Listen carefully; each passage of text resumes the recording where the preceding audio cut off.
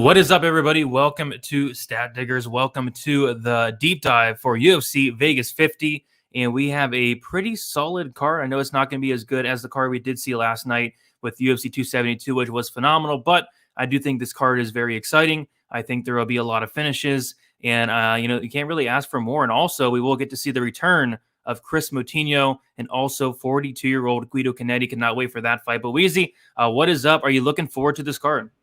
Yeah, this should be a fun one. I was telling Brady before we started here today that I could see potentially a finish in every men's fight on this card. It's crazy. There's some really good matchups. There are some really fast finishers and powerful fighters on this card. And I'm looking forward to it, man. Like I say, the good cards are the ones we make money on. Last week was a good card. Let's make this week a good card too. Yes, sir. As always, guys, we're going to quickly recap last night. Weezy, I'll let you kick this one off. I heard you had a pretty good night. Yeah, very good night. Probably the best I've had since I started tracking which was like late last year when I started tracking. So up 5.8 units. Cashed a Colby by 4-5 or decision bet for minus 160. Cashed Greg Hardy, Spivak not starting round 3. Cashed a parlay with Umar Nurmagomedov, parlayed with Marina Rodriguez. I had Marina as my ass shaving of the week. And yeah, she did not shave ass. That was a very, very close fight. I needed a shower after that decision, but it went my way. And when it goes your way, you just got to smile. Other than that, I think I had a big bet on Jalen Turner as well. He looked fantastic. So yeah, up 5.8 units. Looking to continue that streak. I think 9 out of the last 10 events have been winning for me. So, let's just keep this streak going, man. Let's keep stacking these cash tickets like flapjacks. Yeah, and you're almost close to hitting that 66-1 draw as well. That was close. I mean, I thought it should have hit. Oh man, so you gave out on best bet that draw pick, and I bet it as soon as you said it because we were joking about how like neither one of those guys was good enough to win the fight, and we were saying, jokingly that after the fight, they were going to say, neither one of you guys is any good, so we're just calling it a draw. And sure enough, dude, that point deduction came late in the fight, and I said, I'm going to hit a draw bet. I can't believe I'm going to hit a draw bet. And I thought it was a draw, man. I really thought Kennedy won 2 rounds.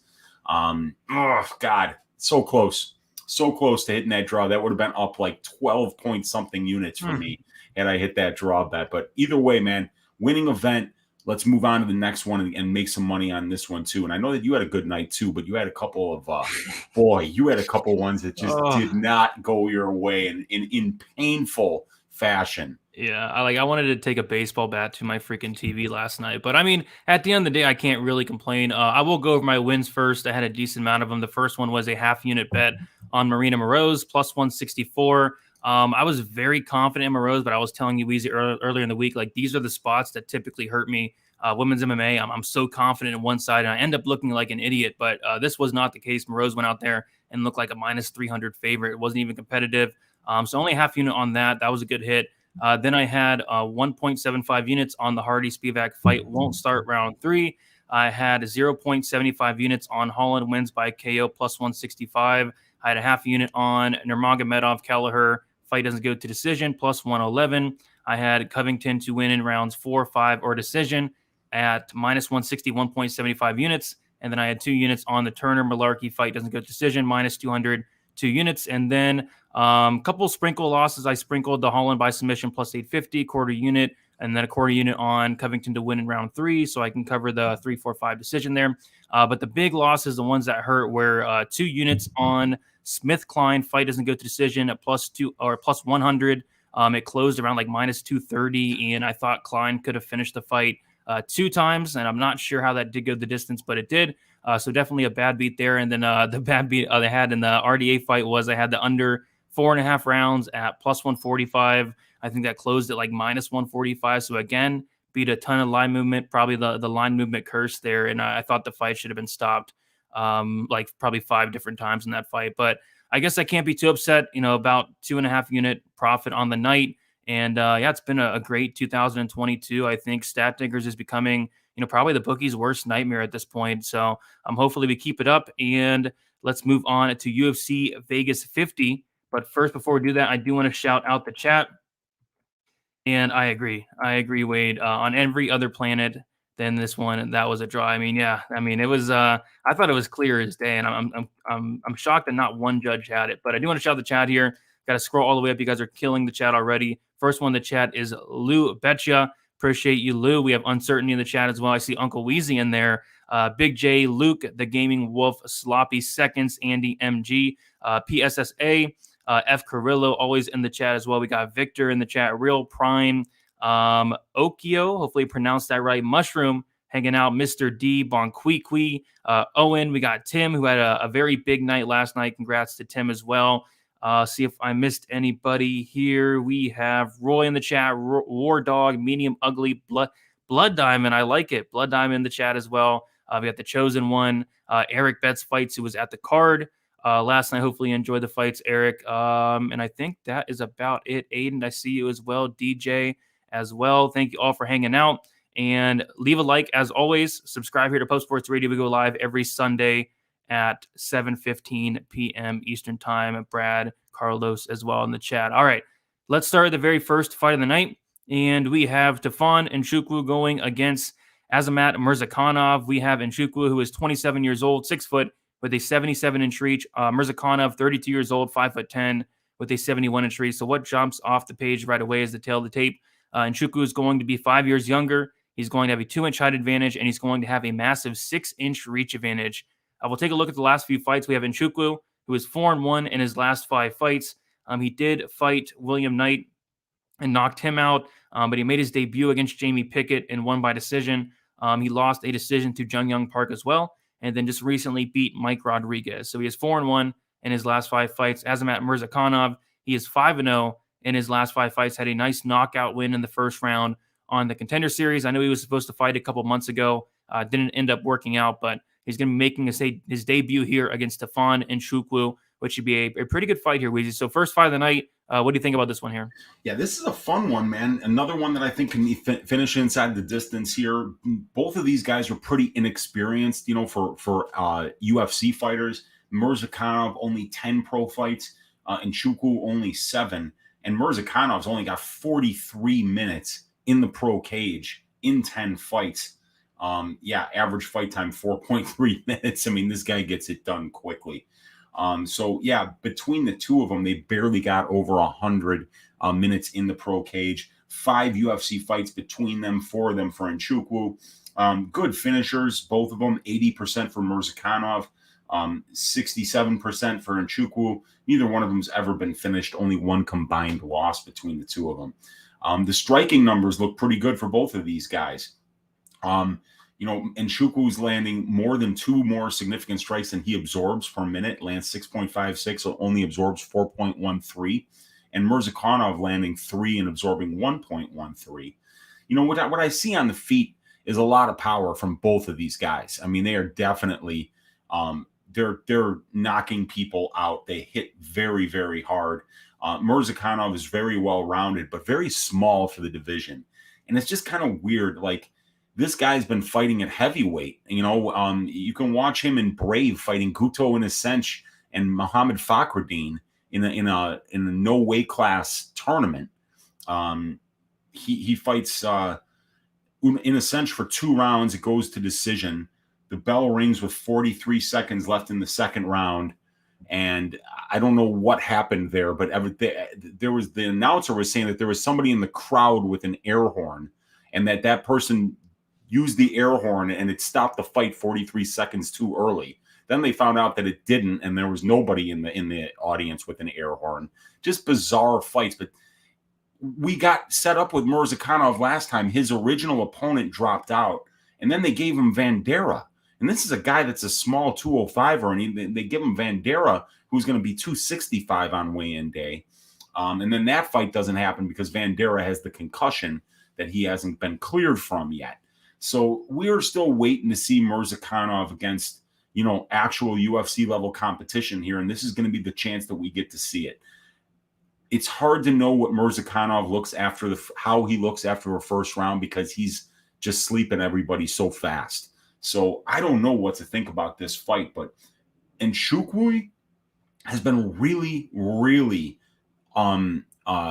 efficient in terms of his grappling exchanges, Brady. He's got 4 takedowns. His opponents have gotten 3, but he's out controlling his opponents 22% to 2%.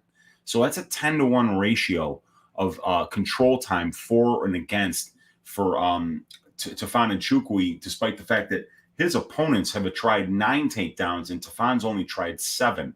So he's done very well in the grappling exchanges. So Azamat might try to win minutes there. You see him wrestling a good amount on the regional scene. He mixes up the power striking with the takedowns. So, it looks like Mirzakhanov will be the more dangerous guy, the better moment winner, and Chukwi is a pretty good minute winner on the feet, but I need to see more of both of these guys before I start planting my flag here. I want to know what Mirzakhanov looks like in a 3rd round, because we've seen Tafon there and he looks like he's pretty well conditioned. It seems like there's a lot of questions that still need to be answered about both of these guys, Brady.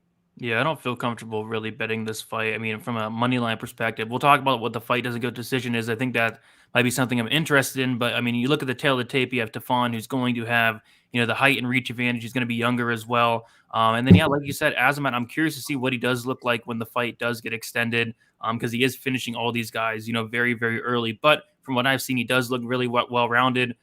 Solid wrestling when he gets on top. He looks very dangerous as well. I went and watched the Tafon fight against, I believe it was Park, and Park was able to take him down 2 times in that 3rd round, and Tafon really didn't have an answer off his back. So I kind of think if Mirzakhanov can get him down early, maybe he can get him out of there. But like you said, we know that he has pretty solid cardio. I know it does not look like it, but he can go 3 rounds. I know he did slow down a little bit in the Park fight, but he looked good in like the Pickett fight that went 3 rounds as well.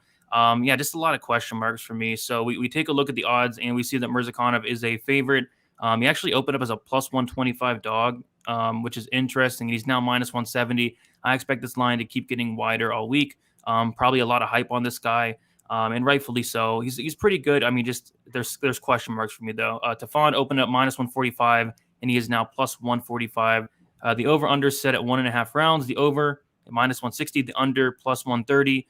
The fight goes to decision is plus 120, and the fight doesn't go to decision is minus 160. I'd probably be looking at that minus 160 fight doesn't go. And by the way, it opened up at minus 150. So money's already coming in on that. But of course, like we say every week, Uncle Weezy, it is on 5 dimes. It's on 5 dimes and we have no access to it. But I mean, that's stupid, minus 160. That's stupid. This guy Mirzakhanov's never been to a decision, not once. So that's the kind of spot where you smash, the fight doesn't go, and it will work most of the time, but it's like I say, we've got some missing information here, so we'll have to see how this one plays out. But fight doesn't go is the best bet for me on this one so far, because I do know that Mirzakhanov's a killer be killed fighter. When you watch him on tape, he's got that explosive. He enters explosively on his strikes. He enters explosively on his takedown at times. And when he's at range striking, he's bouncing constantly. That all takes a lot of energy. And I don't know if he's got a 3rd round in him. We'll have to find out. Yeah, I'm kind of thinking like Mirzakhanov early, Tafon late. But yeah, I think the fight doesn't go is probably the best way to play it. I'm not laying minus 170 on Azamat Mirzakhanov. But I do want to shout out F. Carrillo, always dropping the donuts. He's saying hit 683. Goodness. 0.78 DK points. My gratitude to you. For your unselfishness, to be a blessing to me and my family. Gamble at your own risk. Thank you, F. Carrillo. Each and every week you are here supporting. It does mean a ton. So Weezy, anything else for this fight? For me, it's fight doesn't go or pretty much pass. Yeah, fight doesn't go would be a great look for this one. And other than that, I do like Mirzakhanov. I think he's really well-rounded, but there's too much missing information for me to be laying juice right now. So I'm probably going to stay away from the money line. Sounds good to me right there with you. Let us move on. Oh, here it is, the people's main event. Yes. Chris Moutinho going against Guido Canetti. I told you earlier, this is this week's Three Stooges. I feel like instead of just talking about this fight, we probably should make a movie idea because this fight's hilarious. It's low level. I'm actually shocked that this is a UFC fight, but we're going to watch it. We're going to talk about it. We have Moutinho, who is 29 years old, 5'7" with a 67-inch reach. Guido Canetti, 42 years old, 5'6", 68-inch reach. So what jumps off the page instantly is going to be that Guido Canetti is 13 years older. He's 42 as a bantamweight. That is, definitely not a good look.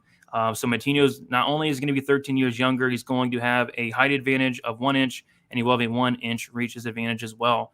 We'll take a look at their last few fights. Chris Moutinho is 2-3 in his last 5 fights. He did have that knockout loss against Sean O'Malley, where Sean O'Malley set a record, I believe, in like a 3-round fight for significant strikes. And it was like 230 landed for Sean O'Malley, which was nuts. And then Herb Dean ended up stopping the fight, which I was very happy with because I think I had like the fight doesn't go or like O'Malley inside the distance. And I don't feel like I deserved that, but man, Moutinho definitely did take a beating. Guido Canetti, he is 1-4 in his last 5 fights, had a loss to Congo Kong by submission, a decision win against Rivas, a submission loss against Vera, knockout loss against Tanab Bakkarel, and then a decision loss against Mana Martinez. And I really don't even know where to begin. I mean, I honestly don't think either of these guys are UFC caliber. I'm extremely unimpressed with Chris Moutinho. He's a guy that, I mean, he won't go for takedowns, but when he does get it down to the mat, I did see him get a submission in his fight before the UFC against Salas. His ground game looks okay, but, basically his game plan is just to walk forward the entire time, eat punches with his face, and, break guys with his pressure. And it works sometimes, but sometimes it does not work. And, Moutinho is known for this toughness, and he looked tough in the O'Malley fight. But you take a look at Moutinho in his career, and Moutinho is actually somebody that's been finished in all of his losses, 5 losses, all of them coming inside the distance, 3 by knockout and 2 by submission. So this guy can be finished. So I'm not impressed with Moutinho.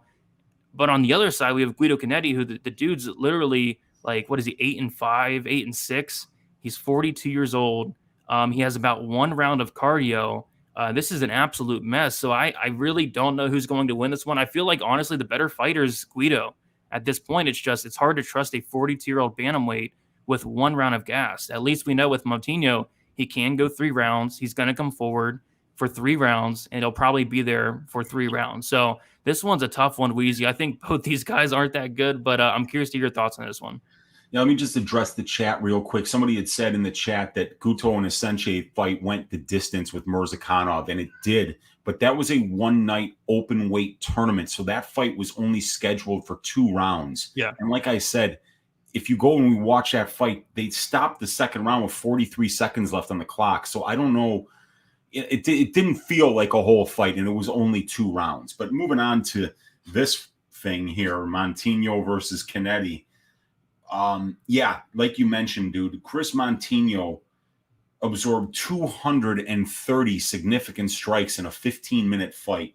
He boasts a 27% striking defense. My friend, that's worse than Nikolai Negumarianu, the third stooge of last night. So now we've got a new Three Stooges bout because we actually have somebody that has worse striking defense than Nikolai Negumarianu. My God, can you believe this? And then the guy that's supposed to be hitting this punching bag is collecting Social Security and like eating broth for meals because, like, he can't handle any of the other like solid foods. He's just been around the block too many times.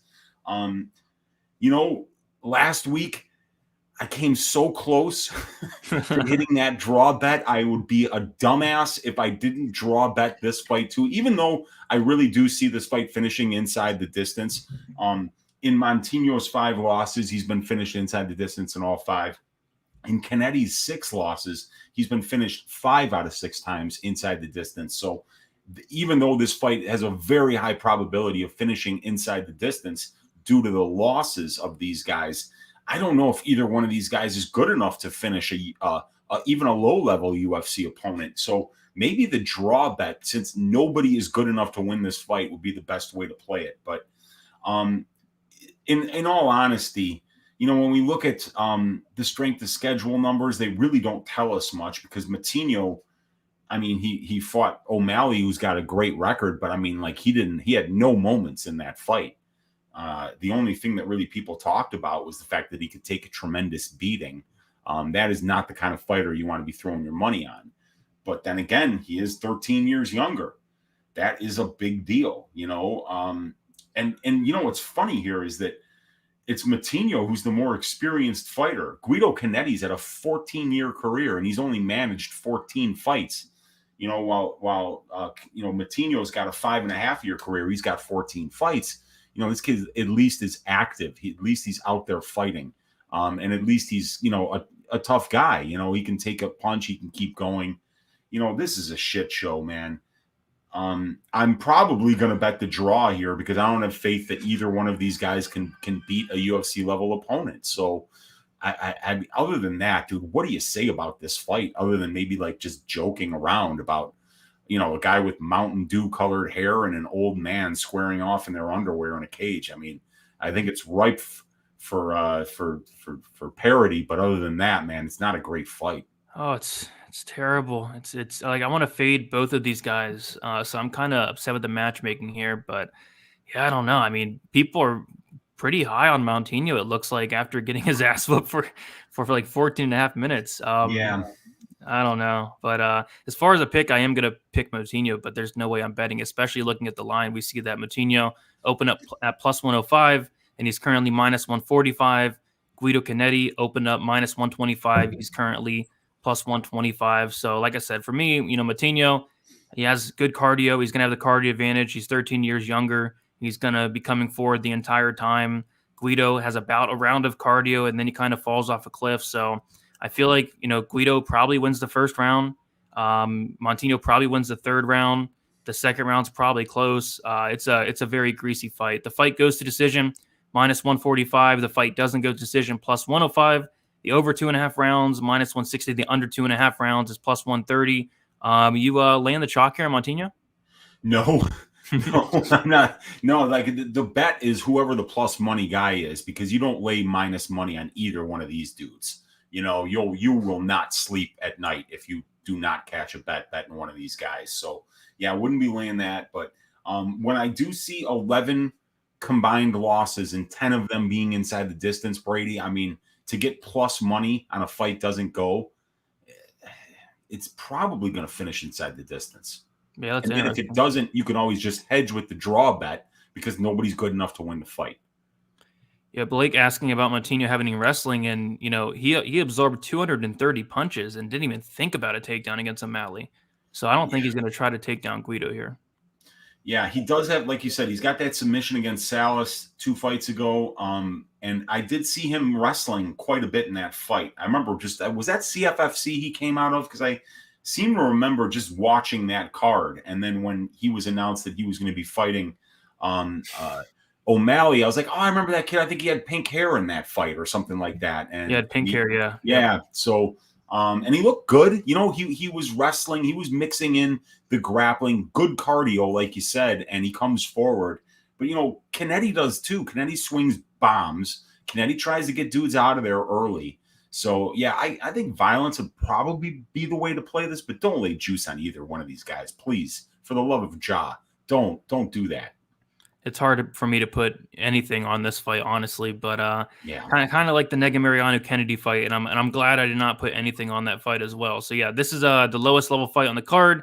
Should be entertaining. I'm curious to see what hair color Chris Moutinho shows up this time. But we'll move on to the next fight. We have Dolce Langambula going against Cody Brundage. Dolce is 34 years old, 5'8", with a 76-inch reach. Brundage, 27 years old, 6 foot with a 72-inch reach. So Brundage is going to be 7 years younger. Brundage is going to have a 4-inch height advantage, and Brundage is going to be at a 4-inch reach disadvantage. We'll take a look at the last few fights. Dolce did make his debut against Daquan Townsend, finished him in the third round. He lost by knockout to Magomed Ankalaev. No shame in that.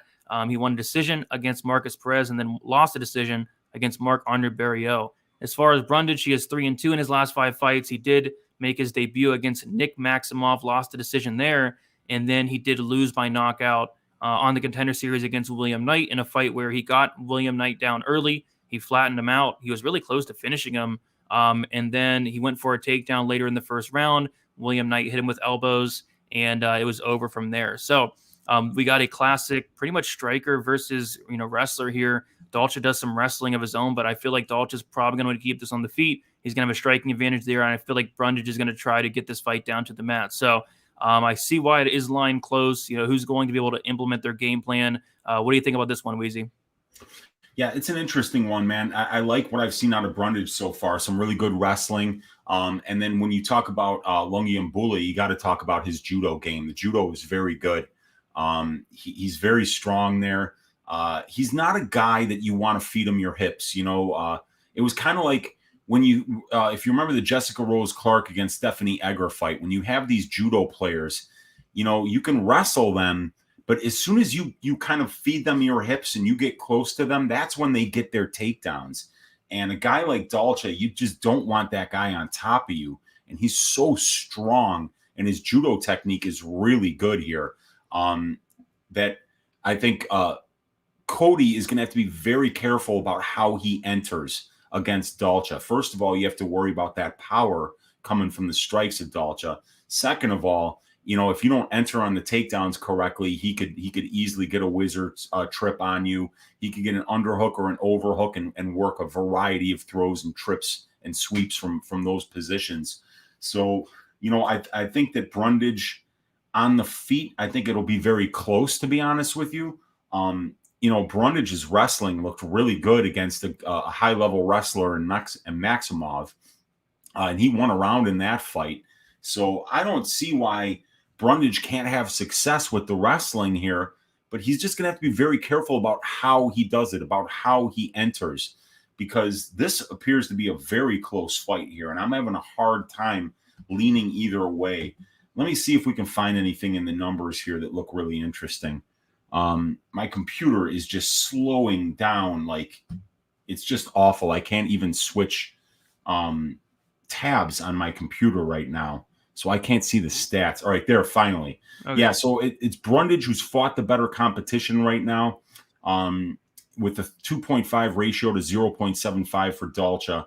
Dalcha, 30% control time for, 20% control time against, and Brundage has spent a ton of time in control time positions. He's way more comfortable in those control time positions, spending 75% of his UFC 17 minutes in those positions. So this does look like it's going to be a close fight to me.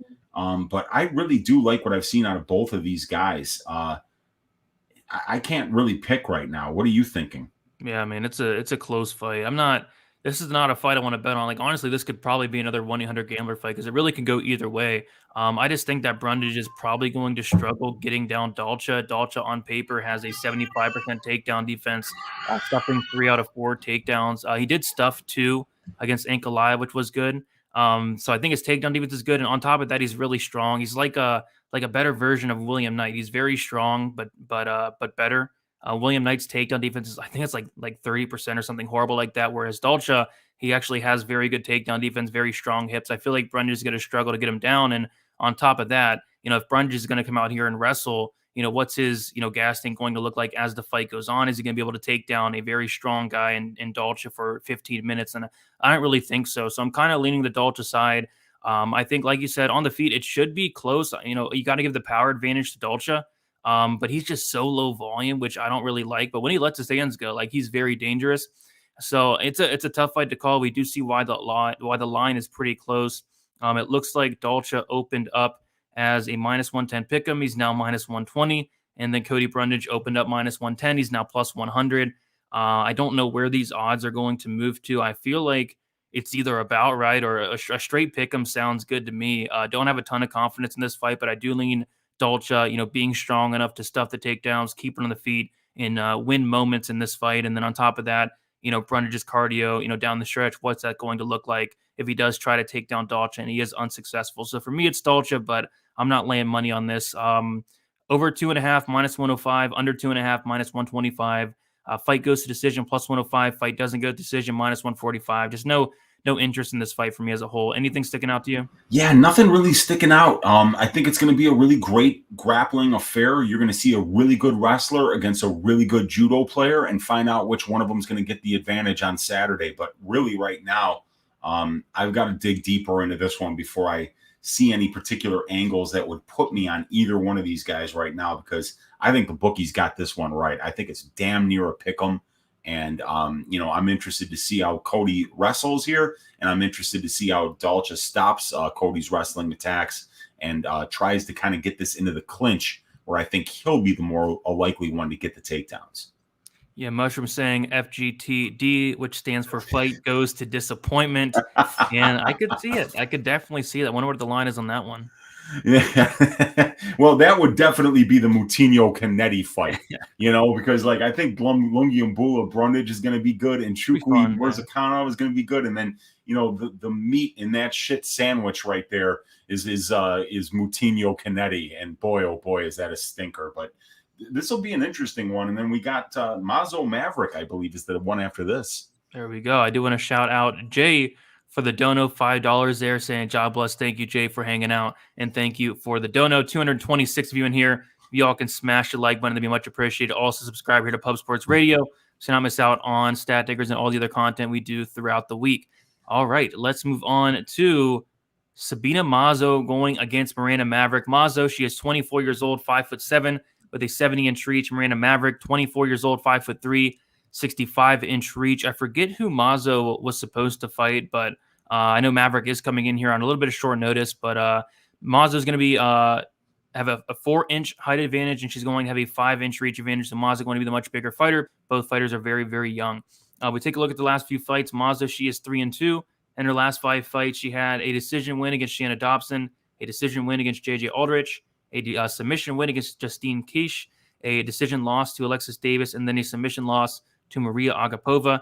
As far as Miranda Maverick goes, she is 3-2 in her last 5 fights, made her debut against Luana Jojua, won that by a doctor stoppage TKO. Jillian Robertson decision win, a Macy Barber decision loss, which as we all know, it was a decision win there. And then Erin Blanchfield decision loss. Wasn't expecting her to get dominated like that, but Blanchfield is definitely the real deal. So although Maverick is coming in here on somewhat short notice, although Maverick is going to be at a size difference here, I think she has a clear path to victory, and that path to victory is getting the fight down to the mat early and often. We saw Alexis Davis able to take down Mazo 3 times in their fight. Alexis Davis took her down about a minute into the first round. Once she took her down, the round was basically over. Alexis Davis controlled her for the entire first round. In the second round, Alexis Davis decided not to shoot a takedown until like the last 10 seconds. She got it. And then in the third round, Alexis Davis gets her down early once again, and then she rides out that last third round. And then there was another fight. Marina Moraes was able to take her down once, and then she was able to control her for the entire rest of the first round. So, basically, Mazo can be taken down 100%, and Mazo can 100% be held down as well. Doesn't really make a good effort to get back up to her feet. On the feet, you got to favor Mazo here. She's going to have a 5-inch reach advantage. She's very high volume. She had really good leg kicks as well. But Maverick is a fighter who I'm really impressed with their striking. It's definitely came a long way. You go back and watch some of her fights from, a few years back and compare it to now. And every time we see Maverick in there, her striking is looking much better. Like, for example, in the Jojua fight, like I was very surprised with what I saw in terms of the striking. It looked really good. She didn't even need to have to take, Jojua down in that fight. Same thing with Jillian Robertson. Her striking looked good. Her striking looked really good in the Barber fight as well. And again, like every time we see Maverick in there, her striking has improved leaps and bounds. But her ground game is her bread and butter. Very good grappler. I think if she can't get on top, the round's probably going to be over. So for me, it's Maverick. There's not a lot of picks I feel comfortable with this week. I think there's a lot of close fights.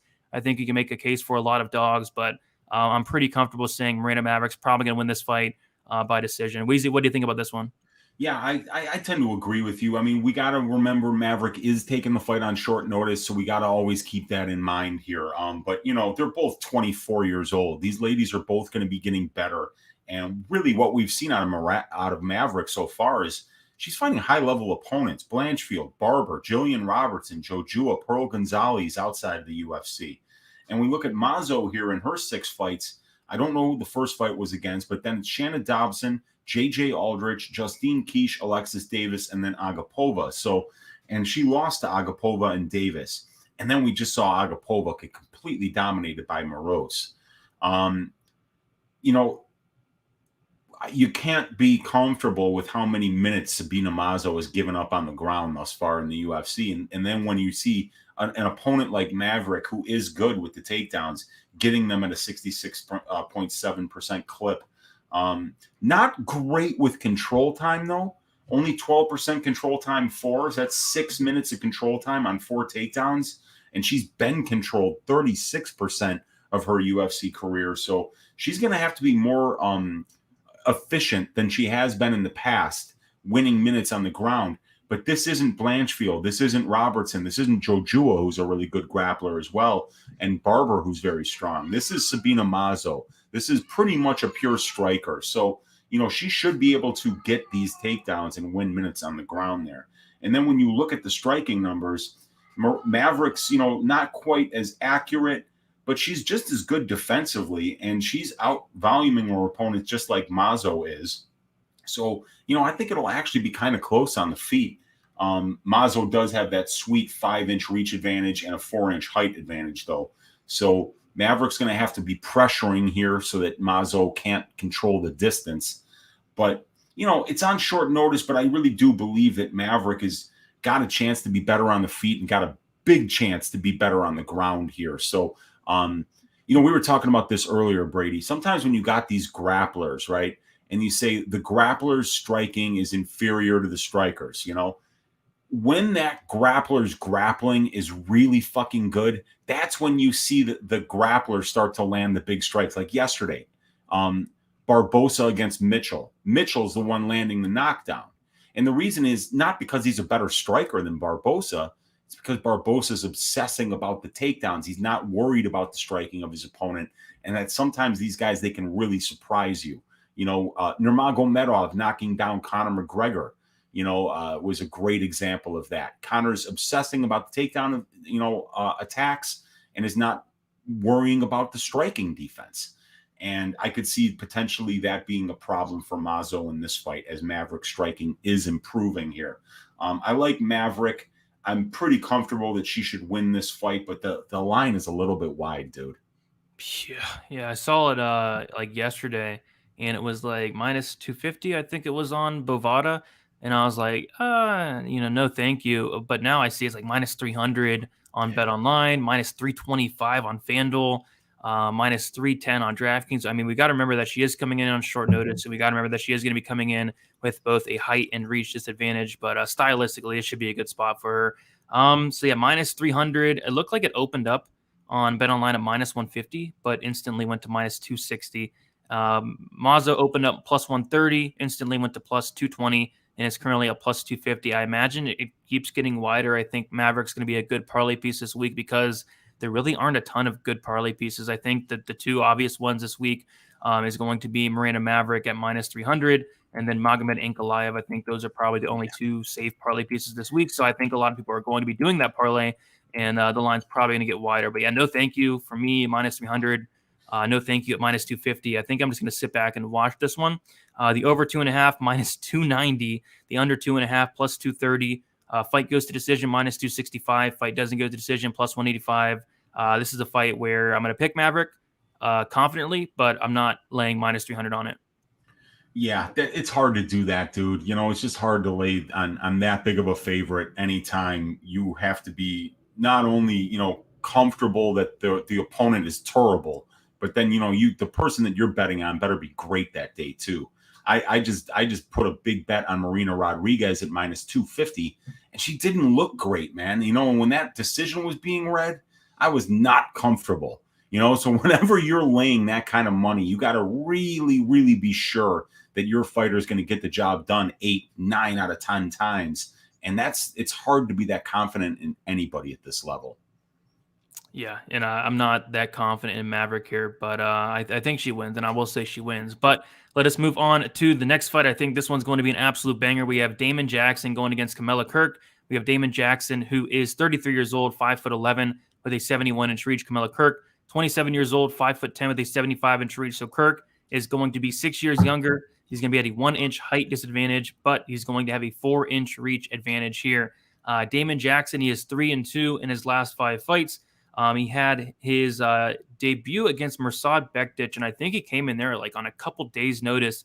He was getting his ass kicked for 13 minutes, 14 minutes, and then gets like a late submission that third round out of nowhere. But prior to the entire fight, he was threatening with submissions. Bektic was able to get out of them, but it just so happened he was not able to get out of his last submission attempt there. So really good win, and I want to say Bektic was like something crazy, like minus 500. So they got the upset there, and then a nightmare matchup in his next fight against Ilia Topuria. Topuria kind of runs through him there in the first round, and then a very fun fight against Charles Rosa. So he is 3-2 in his last 5 fights. Camilla Kirk, we did see him on the Contender Series against Billy Quarantillo. I thought he looked really good in that first round, showed a lot of good things. And then Billy Quarantillo kind of does what Billy Quarantillo does. And then he went in there and broke Camilo Kirk, almost had him out of there, in the second round, late second round. And then as soon as the third round started, Herb Dean stopped the fight like 10 seconds into that third round, just completely broke the guy. But he does make his debut against Makwan Americani and wins by decision in a very, very, very close fight that really could have went either way. So yeah, both guys are very good grapplers. Camilo Kirk, I know for sure he's a black belt. Damon Jackson, you got to imagine he's a black belt. The guy has a ton of submissions on his record. I think what separates these two is going to be the cardio, though. We've seen in not just one fight, but multiple fights where Camilo Kirk is slowing down as the fight goes on. And I don't really like that here for him against Damon Jackson, who's going to be able to push a pace, and he's going to be able to push that pace for 15 minutes. This guy's cardio is no joke, and he uses that as a weapon. I mean, he looked completely fresh in the Charles Rosa fight. He was completely fresh in the Bektic fight as well. He can go a hard 3 rounds and no problem there. But I do have some concerns on the Damon Jackson side as well. The dude's been finished in all 4 of his losses. I think he is very, very chinny. Kirk can hit pretty hard, so that's a concern as well. This is a pretty close fight. I kind of see somebody getting finished in this fight. I think Camilo Kirk is very dangerous, especially early, whether it is potentially knocking out Damon Jackson, who has, again, been knocked out 3 times. And I also liked Kirk off his back. He was like really close to submitting Makwan a couple times. He had him in a deep, I think it was an armbar, very deep, and that was close to getting finished there. But I think as the fight goes on, I kind of see Damon Jackson breaking Camilo Kirk and potentially finishing him, mid to late fight. So I'm kind of thinking violence here, but as far as picking a winner, I think it's pretty tricky. Both these guys are kind of similar, but again, I think what separates them the most is that cardio. Weezy, what do you think about this fight here? Yeah, interesting one for sure. You mentioned the Quarantillo fight against Kirk, and that was one of the worst drownings I've seen, on the Contender Series. But my number 1 drowning was my guy JSP beating up Jacob Rosales.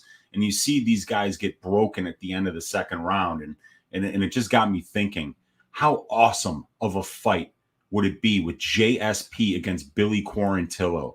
2 guys that use their wrestling and their gas tanks as weapons. That would be such a fucking great fight, dude. I'm going to have to throw my hat into the ring. I'm going to call Sean Shelby, and I'm going to see if he can make that one happen for the fans. But this one is a good one. And Camuela's last performance against, a really good offensive grappler in Makwan Amirkhani was a real eye-opener for me. He really showed a fantastic ground game. So Jackson's 6 years older, but he's going to be an inch taller. But Kirk's got a 4-inch reach advantage. Both these guys fighting switch stance. It's Jackson who's got the bigger experience advantage here. 9 more pro fights, 60 more minutes in the pro cage, about a year and a half more as a pro, 4 more UFC level fights, more than 25 minutes in the UFC cage. Both of these guys are finishing at over a 90% rate in their wins. So it's exactly 90% for Damon Jackson, 17 out of 19. And then it's 92% for Camilo Kirk, 11 out of 12 wins. So that's 28 out of 31 wins coming inside the distance. Over 90% these guys are finishing in their wins. And in their 8 combined losses, 5 have finished inside the distance. So a violence play is definitely very good here because both of these guys are very dangerous on the ground. Neither one of these guys has landed a knockdown yet in the UFC, and that's in over 200 combined landed strikes. Jackson has been knocked down once. Jackson, 9 for 27 on his takedown attempts, 11 for 17 on defending takedowns, so only a 35% takedown defense. So he's out-controlling his opponents 42% to 25%, and his opponents have taken him down more times than he's taken his opponents down. So Jackson pretty efficient in the grappling exchanges.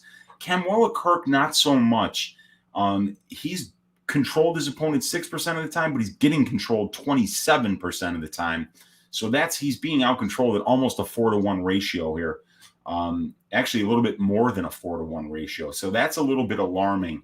And then when we look at the competition that these guys have fought, according to the metrics, it's Camuela who's got the better overall competition. and the better wins, but it's very close. And Damon Jackson has been fighting high-level competition outside of the UFC as well. So definitely a very good fight. Two great grapplers. I saw a great performance out of Kamwela Kirk in his last one out against Amir Khani. And Damon Jackson is a tough out for anybody, especially with that conditioning and that pace that he brings. So this is a great fight to pick to finish inside the distance. And I think, just as a preliminary look, I'll go with Kamwela Kirk here, but I have to look deeper into this one as well, man. Yeah, definitely. I mean, I think Kirk is definitely live early, whether it is like an early submission, early knockout. The chin of Damon Jackson is very concerning, but let's take a look at these odds. We see that Damon Jackson opened up a minus 145 favorite, instantly went to plus 125. He's now back down to plus 105. Kamwela Kirk opened up plus 125. He is now minus 125. The over 2.5 rounds, minus 170. The under 2.5 rounds, plus 140. The fight goes to decision, minus 150. The fight doesn't go at plus 110. And yeah, I really like violence at that plus money. I mean, you mentioned it. You have the finish rates there. Jackson with a 90% finish rate, 74% by submission, very dangerous. That cardio that he has is dangerous against his opponents. He can break guys as well down the stretch. Kamwela Kirk, very dangerous in his own right. 36% by knockout, 55% by submission, black belt and BJJ, 91% finish rate total for him. And then, like you said, the losses, 5 out of 8 combined. So I think at plus money, this should be an absolute war. I think most Damon Jackson fights are wars. We saw the Charles Rosa fight, which didn't finish, but we know how hard it is to finish a guy like Charles Rosa. So yeah, I think fight doesn't go or like under is a pretty solid look in the spot. Agreed, man. I think that's the way to play this one. And outside of that, I don't have a strong lean either way, which is fine. It's early in the week. It's only Sunday. We got a lot more work to do, but this is a great fight, man. There's a lot of good fights on this card. It's not as high level as the UFC 272 card, but there's a lot of violent spots sticking out, and there's a lot of really exciting, powerful fighters on this card. Definitely. It is a very, very good fight and fight card. All right, let us move on. We have a lot to go still. I think like a 14-fight card. We have Trevin Jones going against Javid Basharat. We have Jones, who is 31 years old, 5'7", 70-inch reach, going against Basharat, who is 26 years old, 5'9", with a 69-inch reach. Jones is going to be 5 years older. He's going to be at a 2-inch height disadvantage, but he will have a 1-inch reach advantage. Trevin Jones, he is 4-1 in his last 5 fights. He made his debut against Tamir Valiev. I know that busted a ton of parlays. Valiev was like over minus 500 in that fight. And I think that was the same night that Agapova lost as like a minus 1,000 favorite. So, all the parlays were definitely in shambles. And then he beats Mario Batista as another big dog there. And then he loses to Syed Yakub Kakramanov as I think a mid-sized favorite there. So he is 4-1 in his last 5 fights, and his fights have definitely been finished. You can see right there, the last 5 of all ended inside the distance. Javid Basharat, he is 5-0 in his last 5 fights. This is a guy that I don't believe he's ever been to decision. It was getting close in his Contender Series fight, but he was able to finish that. I believe he does have that 100% finish rate, 55% by submission and 45% by knockout. So a very dangerous and very well-rounded guy. Had a nice submission win on the Contender Series. So this one's tricky in a sense where I don't know. I can't figure out Trevin Jones. Like, this is a guy where I was very confident Tamir Valiev beats this guy. Obviously, he was a minus 500 favorite.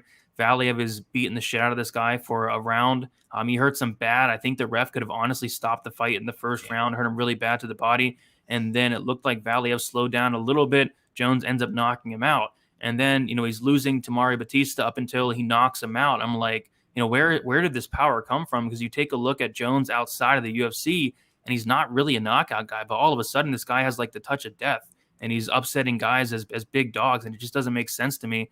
And then he finally loses against Syed Yakub Kakramanov, who comes in on short notice, and it was weird because it was Jones was the one that slowed down. I kind of thought it'd be Kakramanov that would slow down, but it was Jones that did. So I just can't get a read on Trevin Jones. He's a black belt in BJJ, very good grappler, has tons of power apparently, but I'm kind of liking Javid Basharat to come in here and get a win in the UFC. So what do you think about this one, Weezy? Yeah, it's another very interesting fight. After the card last night, I was up late, drunk, watching tape on both of these guys and fell asleep about halfway through Trevin Jones's regional scene experience. But Javid's fun to watch, man. He's constantly switching stances. He's dangerous everywhere. He's landing big shots that are dropping people. He's getting submissions on the ground. You know, he's really pretty good everywhere, and young, only 26 years old. So definitely got a lot of growing to do still. And Trevin Jones has been around for a minute, you guys. He's got 21 professional fights. So he's got 10 more fights in Basharat, about 200 more minutes in the pro cage than Javid, and 5 more years as a pro. 2 more UFC level fights, about 14 more minutes in the UFC cage. It's Jones who's finishing at a 54% rate and 13 wins, but it's Javid who's finishing at a 100% rate. And in Jones's 7 losses, he's been submitted twice. He's never been knocked out. So Jones has been really bad on the feet when we look at the numbers. 2.22 landed, 4.49 absorbed per minute. So he's absorbing more than 2 strikes for every 1 that he lands. But he's been a fantastic moment winner on the feet, landing 2 knockdowns in only 61 significant strikes landed. A lead right uppercut against Mario Batista put him down, and then it was also a lead right hook against Timur Valiev. See, Trevin Jones is a righty, but he fights as a southpaw, puts that power hand forward and uses it to attack. So he's it's how Colby fights. Colby's actually a righty, but he fights southpaw. And, you know, a lot of times when you're fighting another orthodox fighter, that takes away their jab. It can take away their best weapon, or the weapon that they use in order to open up all their other weapons. And Trevin Jones he fights like that. But I don't think that that's going to matter as much against Javid, because when you watch the tape on Javid, he's constantly switching stances. So I think Javid is going to be the better minute winner here on the feet. And we're gonna have to see how the striking looks, because in the Contender Series fight, he was just fighting a tomato can, a guy with a 16-0 record in Orhan Kalan, who came out and had absolutely nothing for Javid. And you know, I know that you lost on under 2.5 bet in that fight, and the reason that you lost, I think, is because Javid just wanted to torture this dude for as long as possible before finally finishing him, and he did exactly that. He took this tomato can, Orhan Kalan, who was talking shit before the fight, calling him a terrorist to his face at the weigh-ins, and just absolutely put it on him. It was a delight to watch that dude get his mouth shut by Javid, and Javid did it in classic fashion. So I want to see how Javid can do keeping this fight standing, because we didn't see a lot of that against Orhan. He was only standing less than 30% of the fight against Orhan Kalan. The rest of the time, he was controlling him. He got 3 takedowns, 70% control time 4. Now, Trevin Jones is a no-gi grappling champion. He's a black belt. And when you watch him, when he takes people down, he gets on top, he advances position, and he goes for submissions. So if Trevin Jones is able to take down Basharat, Basharat's going to be in a whole lot of trouble here, because Trevin, even when he's tired, is very good and very aggressive from top position here.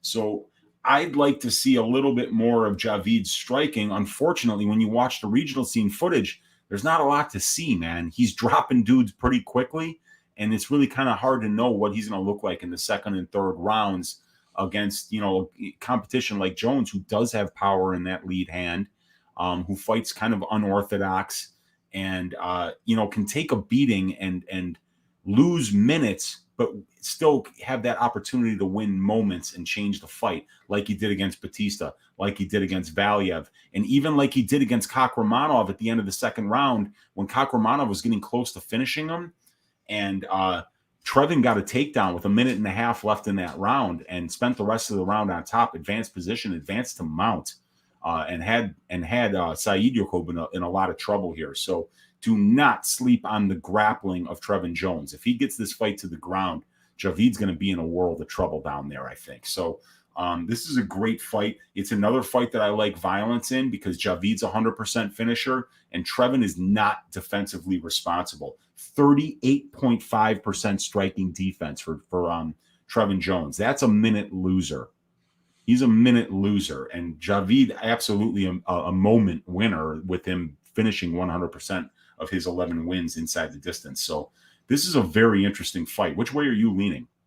Yeah, I don't know. I mean, I think Javid, but it's it's so hard to bet against Trevin Jones. It's terrifying, really. I mean, like this guy has a ton of power in his hands. We saw it. We saw him upset Tamir Valiev as a huge dog, upset Batista as a big dog as well. And then black belt and BJJ, he's dangerous everywhere. And like people are in the chat are saying, like Javid has not fought the best competition. So this is going to be a step up. He's making his debut, so I don't really want to lay chalk on him. But I think as far as picking a winner, I will lean towards the side. He did open up minus 175. Javid, he is now minus 150. And Trevin Jones opened up plus 150, is now plus 130. And then the over is set at 1.5 rounds. The over 1.5, it opened up at minus 150. Money is pouring in on that. The over is now minus 200. Under 1.5 is now plus 160. The fight goes to decision is plus 115. And the fight doesn't go to decision is minus 155. Money's coming in on these overs, and these fight goes to decision. So if you like violence, and I kind of like violence here in this fight, I think we should probably just wait and maybe get a better line later in the week. Yeah, Javid's never seen a decision in his life, so those are always great spots to target. Now Trevin has seen a lot of decisions, but we know that he's got power in his hands and he's got a serious top game when it comes to grappling. So yeah, I could see this fight finishing inside the distance. I could see every male fight finishing inside the distance on this card. So yeah, that would probably be the way I'd play this one. Sounds good right there with you. Let us keep moving on. 255 of you in the chat. If y'all can smash the like button, it'd be much appreciated. Let's get those likes up. I think we are approaching 100 likes, so thank you guys for that. We'll move on to the next fight, and we have JJ Aldrich going against Jillian Robertson. We have Aldrich, who is 29 years old, 5'5", with a 67-inch reach. Robertson, 26 years old, 5'5", with a 63-inch reach. Robertson going to be 3 years younger. And then it's going to be Aldrich that has a 4-inch reach advantage as well. We'll take a look at the last few fights. Aldrich 3-2 in her last 5 fights. A knockout loss against Macy Barber, a decision win against Laura Mueller, a decision loss against Sabina Mazo, a decision win against Courtney Casey, and then a decision win against Vanessa Demopoulos. As far as Robertson, she is 3-2 in her last 5 fights as well. Had a submission win against Courtney Casey, a decision win against Pauliana Botelho, a decision loss to Tyler Santos, and a decision loss to Miranda Maverick, and a submission win against Priscilla Catch a Cheating. So yeah, we have pretty much a striker versus grappler here. I know Aldrich is a brown belt in BJJ, and her grappling does look, pretty solid. She was able to control Vanessa Demopoulos and stay out of a bunch of trouble on the mat there. But you got to think that Aldrich is probably going to keep this on the feet. Robertson's wanting to get this down to the mat. So yeah, this is a pretty tough fight to call for me because I do like, Jillian Robertson's game a lot. She's going to get the fight down to the mat early and often. It's just I've seen some really good things out of JJ Aldrich in terms of her takedown defense, able to keep it up on the feet. She looks very strong as well. And if this fight does hit the mat, I don't think Aldrich is going to be like a fish out of water or anything. Obviously, it's not ideal for Robertson to get her down, but like I said, Aldrich is a brown belt in BJJ. I don't think she's been submitted, at least in the UFC. It's a tough one. I think if Aldrich can stuff the takedowns, keep her on the feet, obviously she's going to have a striking advantage. And I also wouldn't be shocked if Aldrich actually took this fight down to the mat. She has attempted 17 takedowns, and Robertson actually has like a 16% takedown defense, and maybe implement like a Tyler Santos game plan where she takes down Robertson and just stays safe on top, kind of like a Demopoulos fight. So another really close fight. I don't know which way I'm leaning. I think I might be leaning towards a dog and Aldrich, but this is a tough one. Weezy, help me out here. Yeah, these are two really good fighters. I mean, Jillian's been around in 11 UFC fights already, 100 minutes in the UFC cage, and actually JJ's more minutes in the UFC cage compared to Jillian here in 9 UFC fights. She's got 128 minutes in there. So it's Jillian who's the much better finisher here. 80% finish rate for Jillian in her wins, and a 20% finish rate for Aldrich in her wins. And Jillian has been finished inside the distance 2 out of 6 times. And for Aldrich, it's 2 out of 4 times. Aldrich should be the better striker here, and Jillian should be the better grappler. But, neither one of these ladies is deficient in the other category. And you mentioned it, man. If you look at Aldrich's, like, what I always call the efficiency, I look at Aldrich has got 7 takedowns and her opponents have 6. So Aldrich should be out controlling her opponents by just a little bit, but she's out controlling her opponents 18% to 8%, which is pretty good. And then you see like Jillian, she's getting 17 takedowns. Her opponents have only gotten 5, and she's out controlling her opponents at a better than 2-to-1 ratio, but she's getting more than 3.5 takedowns for every one that her opponent gets. So she can be inefficient. She can give up minutes on the ground. And I don't think that a lot of people are predicting that. But JJ can win minutes on the ground here. And I think that if she's very smart about when she does shoot for takedowns here, she could be the better minute winner on the feet. And if she shoots for takedowns late in rounds where Jillian won't have a lot of time to sweep or set up submission attempts, she could win minutes there too. So it does look like a very close fight. We know that Jillian is controlling her opponents at a 49.3% rate over an 11-fight sample size and 99 minutes of UFC cage time. So in that 100 minutes that she's in the cage, she's controlling her opponents for 50 of those 100 minutes. So it's always very comforting to see grapplers who spend a ton of time in control time positions. Even if they're being controlled, they're still probably more comfortable on the bottom, on the ground, than they are standing. So Jillian has done an excellent job keeping her fights at striking range less than 30% of her UFC career. So she fights where she's most comfortable. And the same thing can be said for JJ, as she's spending about 74% of her fights at striking range. So she's been able to keep fights at striking range that she wanted to keep there, like the fight against Demopoulos, for instance. So, you know, she's done a good job of fighting to her strengths as well. This is a close fight, man. I would probably, if you made me bet on this, just take whoever is the plus money here, because even when you look at the ratios and the strength of schedule, it's very similar. Yeah, it's a close fight for sure. I do want to bring up that, you know, Aldrich, she did get taken down 4 times against Juliana Lima, and in that fight, she was controlled for about 7 minutes. But after that, really, it was just Pauliana Viana who took her down once and controlled her for only a minute. So, like I said, her takedown defense is good, and it's improving. She's training with really good fighters as well. You know, the get-up game looks good. I think if she can keep on the feet, she can win minutes. And then on top of that, potentially take down Jillian Robertson, who has, you know, virtually no takedown defense. So, yeah, I think I'd probably lean with Aldrich here. Just not a ton of confidence. It's a women's MMA fight, and, you know, armbar from guard is definitely live. But at least with JJ, we know that she has not been submitted, like somebody said, I think 2015 or 2016.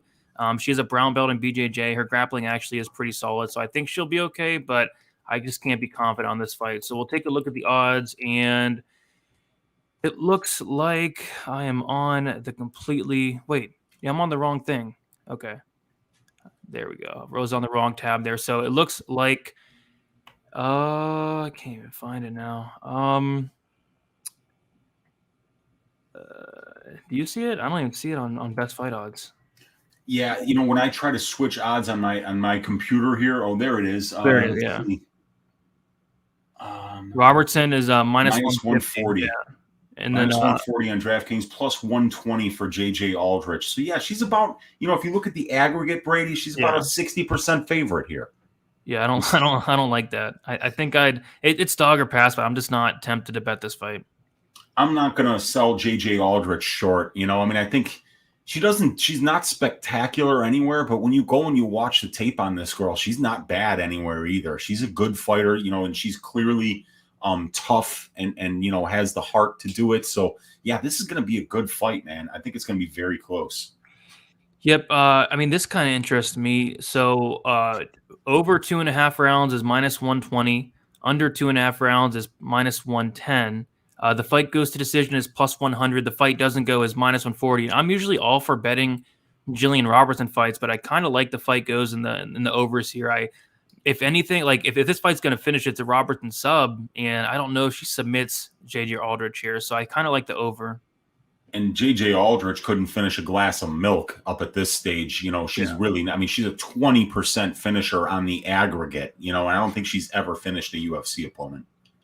And I don't think she probably ever will as well. So I kind of don't hate the over there in the fight goes, but let's keep moving on to this next fight. We have Matt Semelsberger going against AJ Fletcher. This one should be a banger. We have Semelsberger, 29 years old, 6'1", with a 75-inch reach. AJ Fletcher, 25 years old, 5'10", with a 67-inch reach. So right off the bat, we see that Fletcher is going to be 4 years younger. And then Semelsberger is going to have a 3-inch height advantage and a massive 8-inch reach advantage. Semelsberger is going to be the much bigger fighter in this fight. We'll take a look at the odds, or not the odds, the last 5. Semelsberger, 4-1 in his last 5 fights, made his debut against Carlton minus. Won by decision there, knocked out Jason Witt, I think, with like the very first punch he threw. Lost a decision to Chaos Williams where he looked okay. He just did not let his hands go as much as he really should, and then knocked out Martin Sano in like a minute as well. This guy, Semelsberger, he has a ton of power, and as does AJ Fletcher, who is 5-0 in his last 5 fights. Had that knockout win on the Contender Series. I think it was a flying knee. AJ Fletcher is a guy that's very dangerous. Both these guys are very explosive, very powerful dudes.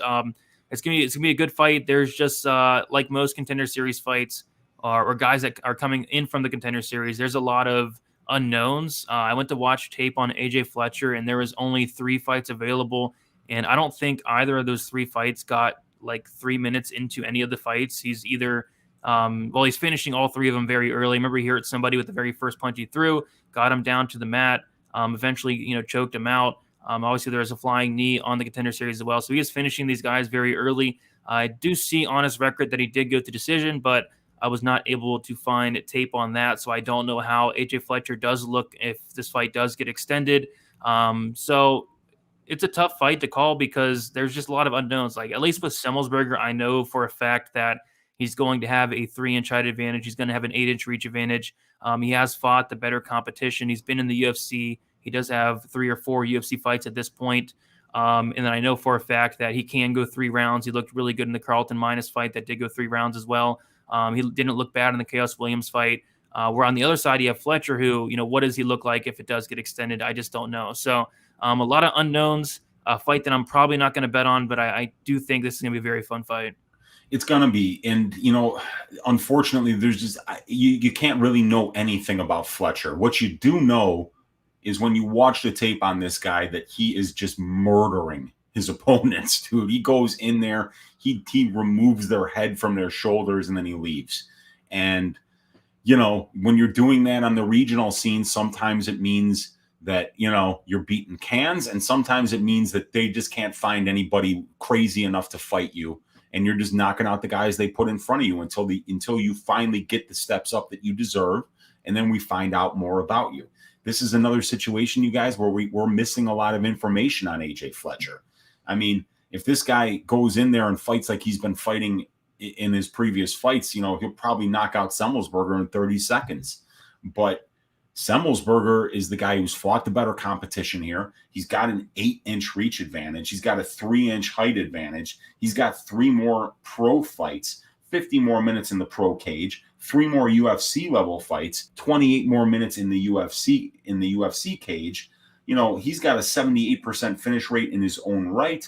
And, he's went 3 rounds with Chaos Williams, and that's a guy with serious power in his hands. So we do know that Semelsberger has been in the cage with somebody that's just as powerful, just as dangerous as AJ Fletcher has been on the regional scene. And I mean, if you have a free 5 minutes, later on tonight, you guys, go check out the tape on AJ Fletcher. It won't take you long, and it's very, very impressive. But once again, you guys, the fights I like to bet are the ones where we have a little more data.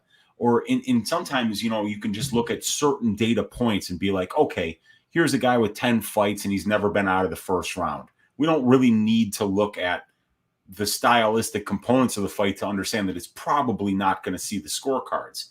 This is one that probably is not going to see the scorecards, you guys. Both of these guys are incredibly dangerous. They're both savage finishers, ton of power.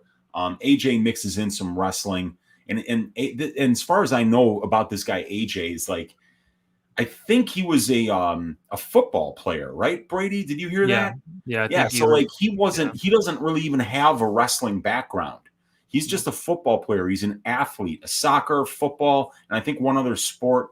And he's just a guy who, when the football career didn't work out, he decided to, do something else with his athletic talents, and now he's fighting. So I don't think he's got a high school or a college wrestling background at all, but he mixes it in like you would expect an athlete to. This is going to be a great fight, and I will probably have a violence bet on this one. Yeah, I will say, like, the money lines are just unbettable for me because of the unknowns of Fletcher. So I'm not going to touch the money line, especially when I tell you what it is, which kind of surprised me. Usually we get a little bit of hype on these Contender Series guys, but it's actually Semelsberger who's a big favorite. He opened up -205. He's now -251. AJ Fletcher opened up +175. He's now +211. I mean, at that point, I might as well just take a shot on the dog and Fletcher, but I just don't want anything to do with this fight. So I got to go Semelsberger to win. I got to pick him because not only is he going to have a height advantage of 3 inches, an 8-inch reach advantage, he's fought the better competition. He has 4 fights in the UFC, 3 wins. He's fought dangerous guys like a Chaos Williams. He knocked out a veteran in Jason Witt.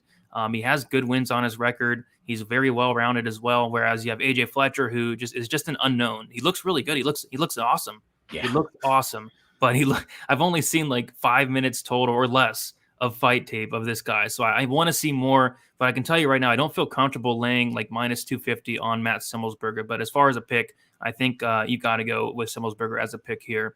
But let's take a look at these violence props. So over 1.5 -135. The under 1.5 is +105. It looks like money's coming in on the over 1.5, and then 5 Dimes has the fight goes to decision +175, and the fight doesn't go to decision -245. It looks like they're all over it. And yeah, I'm with you. I think this fight does finish, but -245 is definitely up there. Yeah, wow. Cannon Arm QB says Semi is my teammate from Crazy 88. Dude hits like a truck, and PayPal and Bon Kui were saying Semi was a football player too. So yeah. These are just 2 really, really good athletes with a ton of power. Yeah, dude, somebody's head is getting punted into a double-digit row in this one. Yeah, definitely should be a fun fight for sure. And speaking of getting punted into the 5th row, we have Alex Pereira going against Bruno Silva. I mean, this has violence written all over it. This is beautiful matchmaking. If I was a matchmaker, I would make matchups like this all the time. Just 2 guys that can absolutely finish fights. 2 guys that do not go to decision really at all. Alex Pereira, 34 years old, 6'4" with an 80-inch reach. Bruno Silva, 32 years old, 6 foot with a 74-inch reach. Alex Pereira going to be 2 years older, but he's going to be massive with a 4-inch height advantage and a 6-inch reach advantage. Alex Pereira, 4-1 in his last 5 fights. He only has 5 professional fights. I think his first fight was back in 2016, and I do think he did lose that first fight by submission. But yeah, has not been too active in terms of the MMA, but as we know, he has a kickboxer and a very, very good one. Alex Pereira did finish Andreas Michailidis in his debut, a fellow Greek Uncle Weezy there, where Michailidis was able to win the first round just by basically, holding Pereira against the cage. Pereira didn't really have an answer, and it was actually Michailidis who gassed out very bad. I don't think I've ever seen anybody gassed out that, maybe Rodolfo Vieira, but he came in that second round and he could barely walk Michailidis, and then Pereira hits him with a beautiful flying knee, puts him out. So it just showed the power of Pereira there, but it also showed that this guy can be exploited. The takedown defense is a concern. The ground game is a big concern. Again, his only professional loss is by submission there. Bruno Silva, he is 5-0 in his last 5 fights, as you can see from both guys really. But Bruno Silva, a ton of finishes, comes in the UFC against Wellington Turman. Puts this guy out cold with his grounded pound. This guy hits so hard, knocks out Andrew Sanchez in the 3rd round after getting wrestled for 2 rounds. Great performance there, and then knocks out Jordan Wright. I think that was my max bet of the year, one of my max bets last year, where I think it was like the fight won't start round 3. And he made it like a pretty sweat-free bet, knocked out Jordan Wright. So that was awesome. This is a fight where both guys are extremely dangerous. Obviously, in terms of skill for skill on the feet, Alex Pereira is the better kickboxer. This guy's legit. This guy's huge as well. But Bruno Silva hits like an absolute truck, and you got to think that if you're Bruno Silva, you're taking this fight down to the mat. Bruno Silva, although he's been submitted in like all of his losses, I think 5 times. Bruno Silva, I have seen him shoot takedowns, and he's going to want to do that here.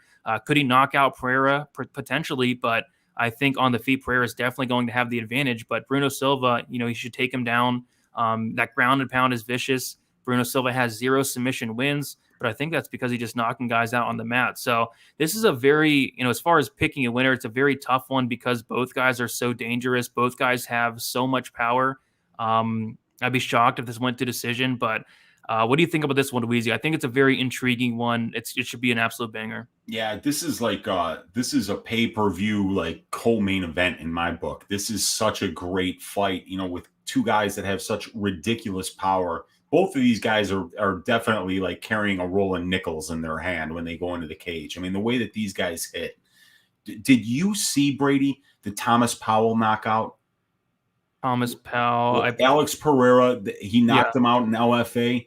It was the main event of that LFA card. This guy Pereira knocks out Powell with the left hand, and they end the broadcast 8 minutes later with this guy Powell still knocked out cold. Wait, was that the one where he was like face down? Yeah, dude. It was like I thought the dude was literally going to die. Yeah. He got hit with, I mean, just right on the chin with a left hook. And Pereira is so scary. I mean, he is so scary with his power. And then you look at Bruno Silva. Remember that ground and pound knockout over Wellington Turman where his head was just bouncing off the canvas like a basketball? I mean, it was so hard to watch, dude. And you know what I mean? Turman's a good grappler, and he did that on top of him.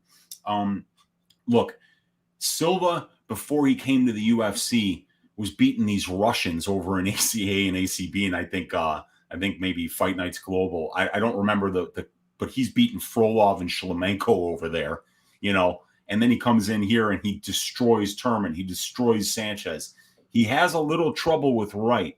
And like you said, man, if he wants to stay safe here, he better wrestle, because I think he's good on the feet. But I mean, Pereira's next level power on the feet, and we do know the guy coming from a kickboxing base. Yes, he's training with Glover Teixeira right now, and that's a great guy to learn a ground game from for MMA. But still, you got to believe that if Bruno Silva is able to get this fight to the mat, that he's going to be able to win minutes there. He'll probably be able to win minutes up against the cage. He just doesn't want to be out in striking distance too long. And the fact that he's grappled and wrestled with these Russians prior to coming here and been successful doing it, I gotta believe that this is going to be Bruno Silva, because he's got the more well-rounded mixed martial arts game here, Brady. Yeah, I hear people in the chat saying that it's going to stay on the feet, and I think, you know, we haven't seen Bruno Silva complete a takedown in the UFC yet. He has attempted 3, but you go and watch his fights outside of the UFC. I have seen him wrestle, and the weird thing about Bruno Silva is it doesn't look like it, but this guy actually has very good cardio. He showed it off in the Andrew Sanchez fight. And there was a fight that I think it went like into the 4th round, and he still looked like completely fresh. So that was the Frolov fight. He beat him in the 4th round. Yeah, man. So in terms of cardio, Pereira, we haven't seen him extended. I think we saw Pereira in terms of MMA. He has been to the 2nd round in his Michailidis fight, and he did look fresh there, but it was kind of a weird fight where Michailidis just held him against the cage the whole time. So what does Pereira's cardio look like as the fight goes on? Whereas we know Silva actually has good cardio. So yeah, it's an interesting fight. I was kind of surprised at these odds. It is going to be Pereira, who is a pretty decent sized favorite, and it's getting like really wide at this point. Opened up minus 170, went all the way to minus 130, and is back down to minus 190 and getting wider and wider. Bruno Silva opened up plus 145. He's now plus 165. You know, I don't really understand that. I mean, I think Bruno Silva is going to have paths to victory here. It's not like, of course, he's going to be at a disadvantage on the feet, but this guy has legit power. It's not a complete, unpossibility that he can't knock out Pereira on the feet. And then on top of that, potentially taking down Pereira is a legit path to victory. And then also, what happens if this fight does get extended? We've seen Bruno Silva look fresh as the fight goes on. So yeah, I don't really love that line on Pereira. But, you know, what I'm going to be looking for is obviously some violence. It's just the bookies got this one right, you know, dead on. Fight doesn't go to decision, minus 425. Fight goes to decision, plus 305. That is completely unplayable. Even the over 1.5 is plus 140. The under 1.5 is minus 170. They're all over. They're all over this one. And I told you like a couple weeks back, like max bet the fight doesn't go to decision. Yeah. Well, I think they might have heard me because, my goodness, minus 425. But, I mean, rightfully so. Did you talk about the finish rates at all? Yeah, I mean, so Bruno Silva, 86% finish rate in 22 wins, you guys. So that is, you know, I think that's 19 out of 22, if I'm not mistaken, if that's if my math is correct there. And all of it by knockout.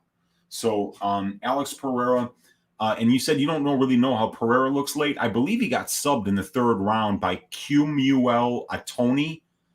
That was his only loss as a pro mixed martial artist.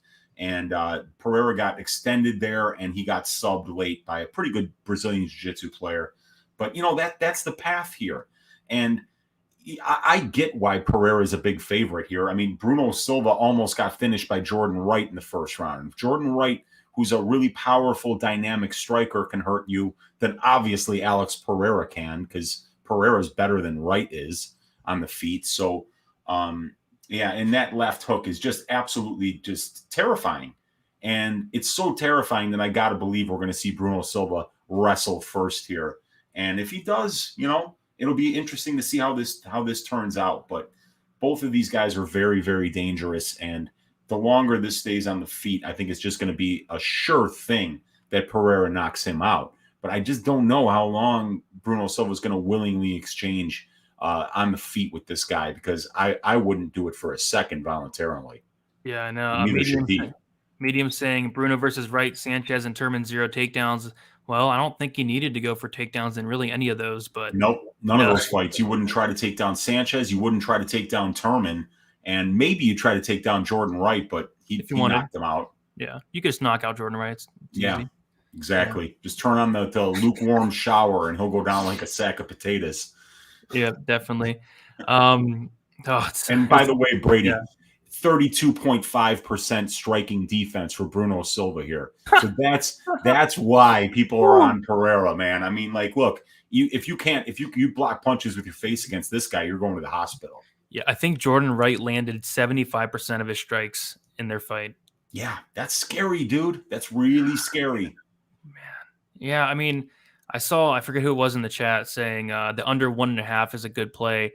I just don't like it's -170, but I think the under 1.5 has a really good chance of hitting. But I would like a better price on that. Yeah, this is violence personified. It's such a great fight. I can't wait to see this one. And the next one is just as good. Is it really? I'm gonna take a peek right now. The next one is, oh yes, you are right. We do have 250 of you here.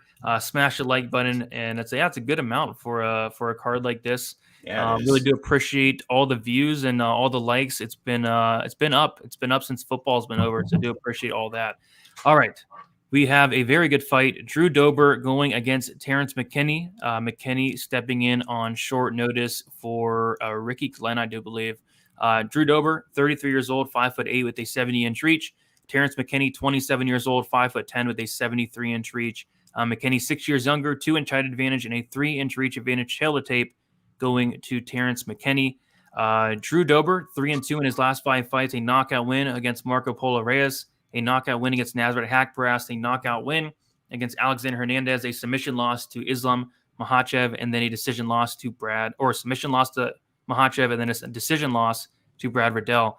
Terrance McKinney, 5-0 in his last 5 fights, made his debut, Matt Frivola, 7-second KO, and then just recently submitted Fares Zayam, cashing a under 2.5. Shout out to McKinney for that.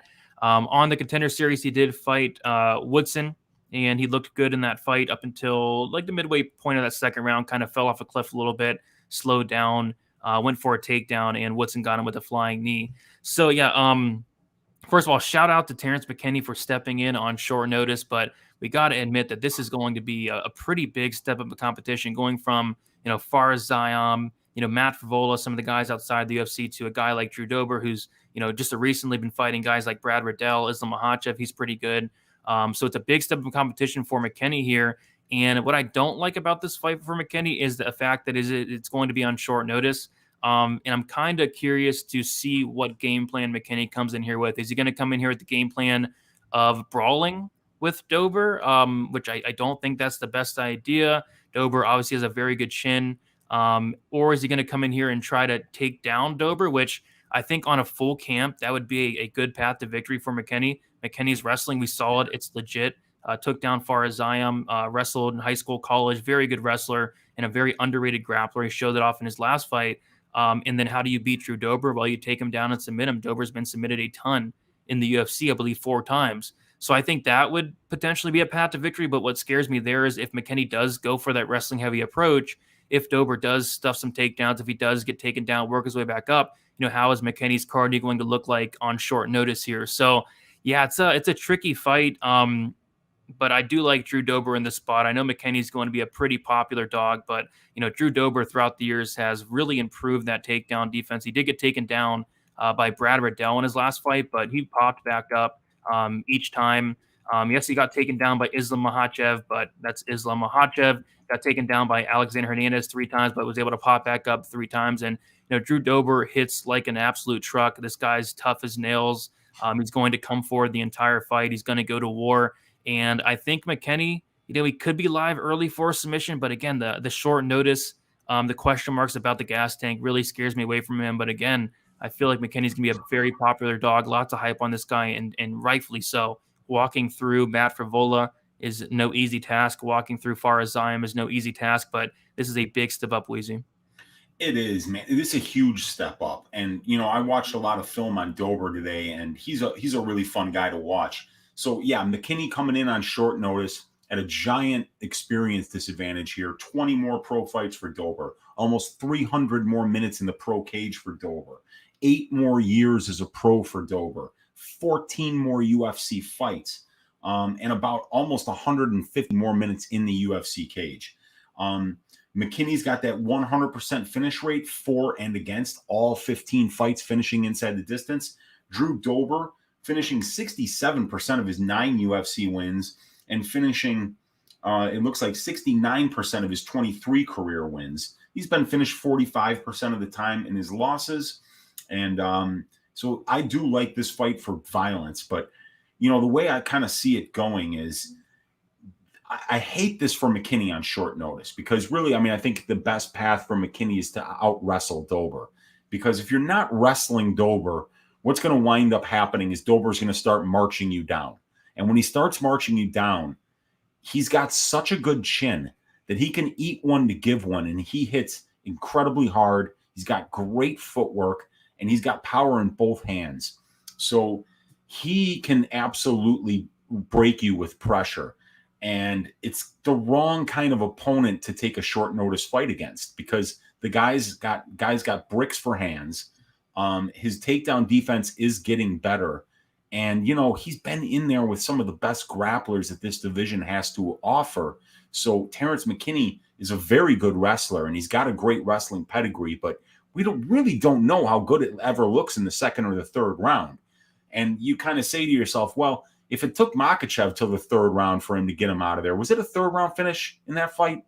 It was a third round, and Beneil Dariush finished him in the second, like late second, I think. Yeah, so, when those guys are taking that long to finish you and you see like McKinney's got maybe 7.5 minutes of gas, it's kind of hard to picture him winning this fight. I could see him winning the first.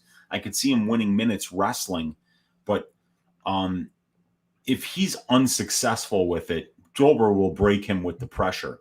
Both of these guys hit so hard. The fight doesn't go to decision. Feels like an auto bet. It's a Terrance McKinney fight.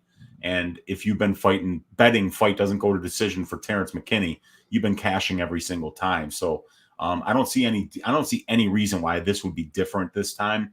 Drew Dober is a vicious finisher and he's got serious power in his hands. McKinney has the same, and McKinney can win minutes on the ground and potentially get a submission. So I see this fight finishing inside the distance, but I got to tell you, man, I don't like this matchup for Terrance. Drew Dober is really well-rounded, very experienced, and has got fantastic power in his hands, great conditioning, and an incredible chin. So I really do like Drew in this spot. Yeah, Dober's no bum. Like we said, he's been submitted, but take a look at his last 2 submission losses. Makhachev, 2021, Beneil Dariush, 2019. Before that was OAM, December 2016. He's not getting submitted by bums there. So, yeah, it's a good fight. But, yeah, I'm with you. The fight doesn't go to decision. It's going to be something I'm looking at. I bet I think it was the under 2.5 in the Faraz Ziam McKinney fight at like -125. I did not understand that. McKinney is, basically a killer be killed fighter. Been to the third round once, never has been over 2.5 rounds. So getting that at -125, I felt like was a gift. And hopefully get something around that here. And it looks like we are getting a pretty good price on this fight doesn't go. The fight goes +155. The fight doesn't go is -195. The over-under set at 1.5, over 1.5 -135. The under 1.5 is +105. I just don't see why, this is not, greater than minus 195 here, especially with McKinney just in general. But coming in on short notice, you got to think like he's probably going to go balls to the wall here for an early finish.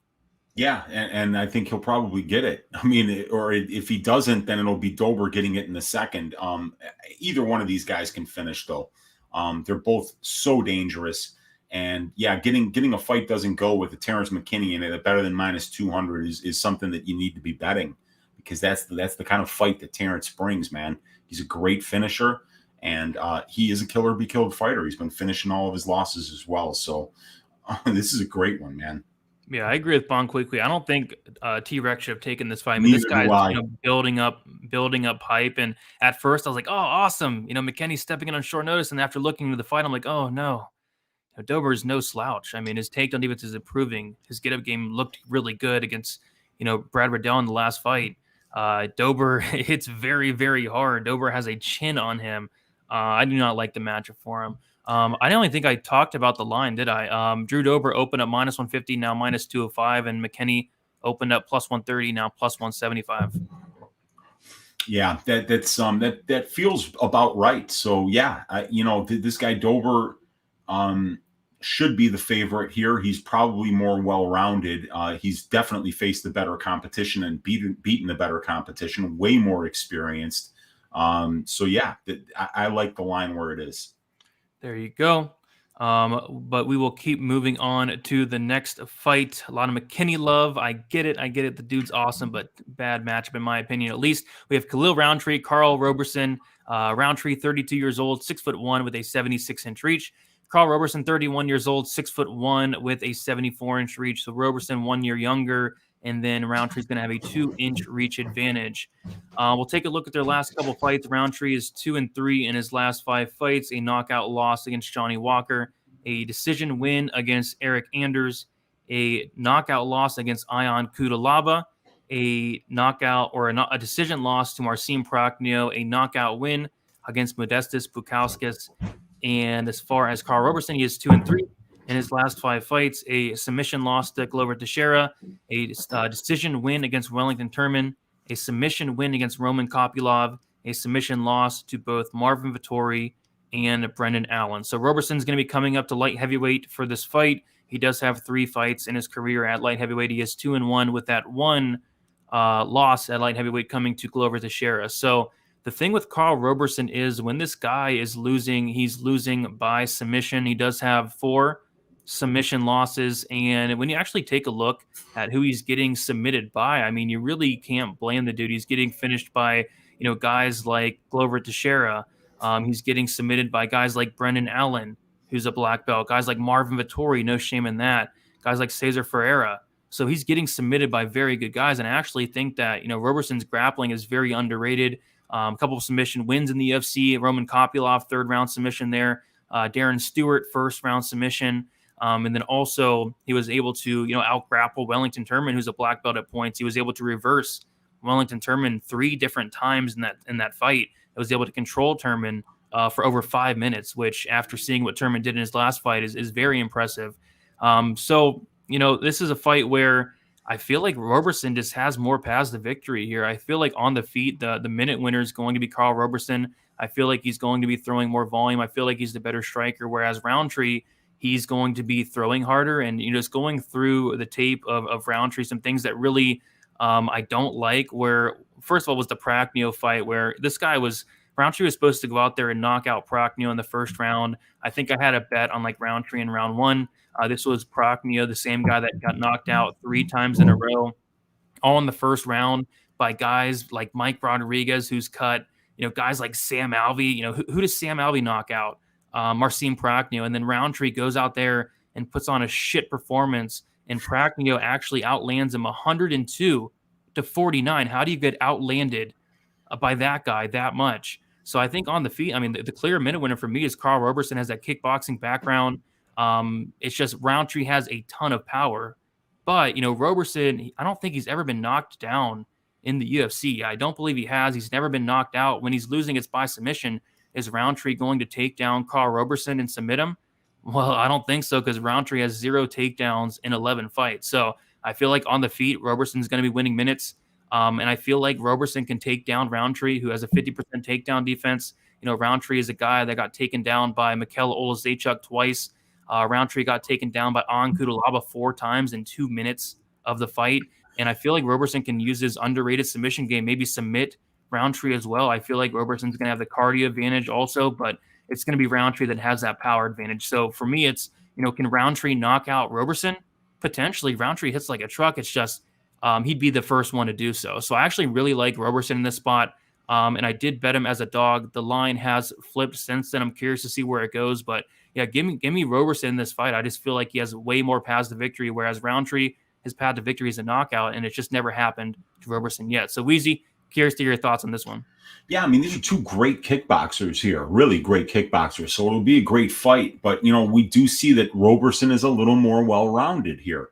Roberson has attempted 7 takedowns in 9 fights, while Khalil Rountree has attempted 0 takedowns in 11 fights. So we know what Khalil wants to do. He wants to strike. But Karl Roberson is a very good striker, like you mentioned. But look at these numbers. Over 9 UFC fights in 65 minutes in the UFC cage. This guy's in control time positions for or against a little bit more than half of his UFC cage time. So he's been engaging in different kind of fights than Khalil has. Khalil has 50% takedown defense, and he's been controlled about 17 minutes of his 83 minutes in the UFC cage on 14 takedowns. So, he can lose minutes on the ground. He's definitely the more powerful striker. He's got one of the best knockdowns per total significant strikes ratios that's in the UFC right now at over 3%. So, I mean, if I were to do that math, that would tell me that he's landing a knockdown, I think 8 knockdowns or maybe even 9 knockdowns in 11 fights for Khalil like Rountree. half of those came in the Anders fight too. Remember that? Yeah, dude. Yeah. And that's another thing that we have to talk about, because there's like 2 Khalil Rountrees. Yes. He's got like a twin brother that's not a very good fighter. And every once in a while, Khalil's like, get out there, buddy. I'm not fighting today. And he's the guy who showed up against Prachnio. He's the guy who showed up against Kudalaba. He's the guy who showed up against Johnny Walker. And then there's the Khalil Rountree that comes out there against Eric Anders and Bukowskis and just looks, he looks incredible. He looks incredible when he's good. And when he's bad, oh my God, that Prachnio fight, it's horrible. If you want to see something, if you want to just laugh, look at the look on Rountree's face as the fucking decision is being read. I mean, it's like, it would be like if you were at the doctor, and your doctor was like, yeah, hey, that colonoscopy we just gave you, we didn't turn the camera on. We gotta stick that tube up your ass again. That's the exact same look that Khalil Rountree had on his face while that decision was being read. He knew. He was like, man, I just shit the bed out there. And you could just see it on his face. He was wearing it on his face. And that's the thing about Khalil, man. It's really hard to bet on or against this guy because you don't know which one's going to show up. Because when the good one shows up, if you got money on him, it's going to be an easy cash. And if the bad one shows up and you got money against them, it's going to be an easy cash. But it's so hard to know which one shows up, man. And Roberson, like you mentioned, Brady, he's the more well-rounded guy. He's more comfortable in the grappling and the wrestling exchanges here, and he's no slouch on the feet either. So, yeah, I'm leaning Roberson in this spot. When we look at the strength of schedule too, big advantage here for Roberson. So, grappling advantage for Roberson, strength of schedule advantage for Roberson. And then it's going to be Rountree with the experience and the tail of the tape advantages here, and probably the power and the striking advantages.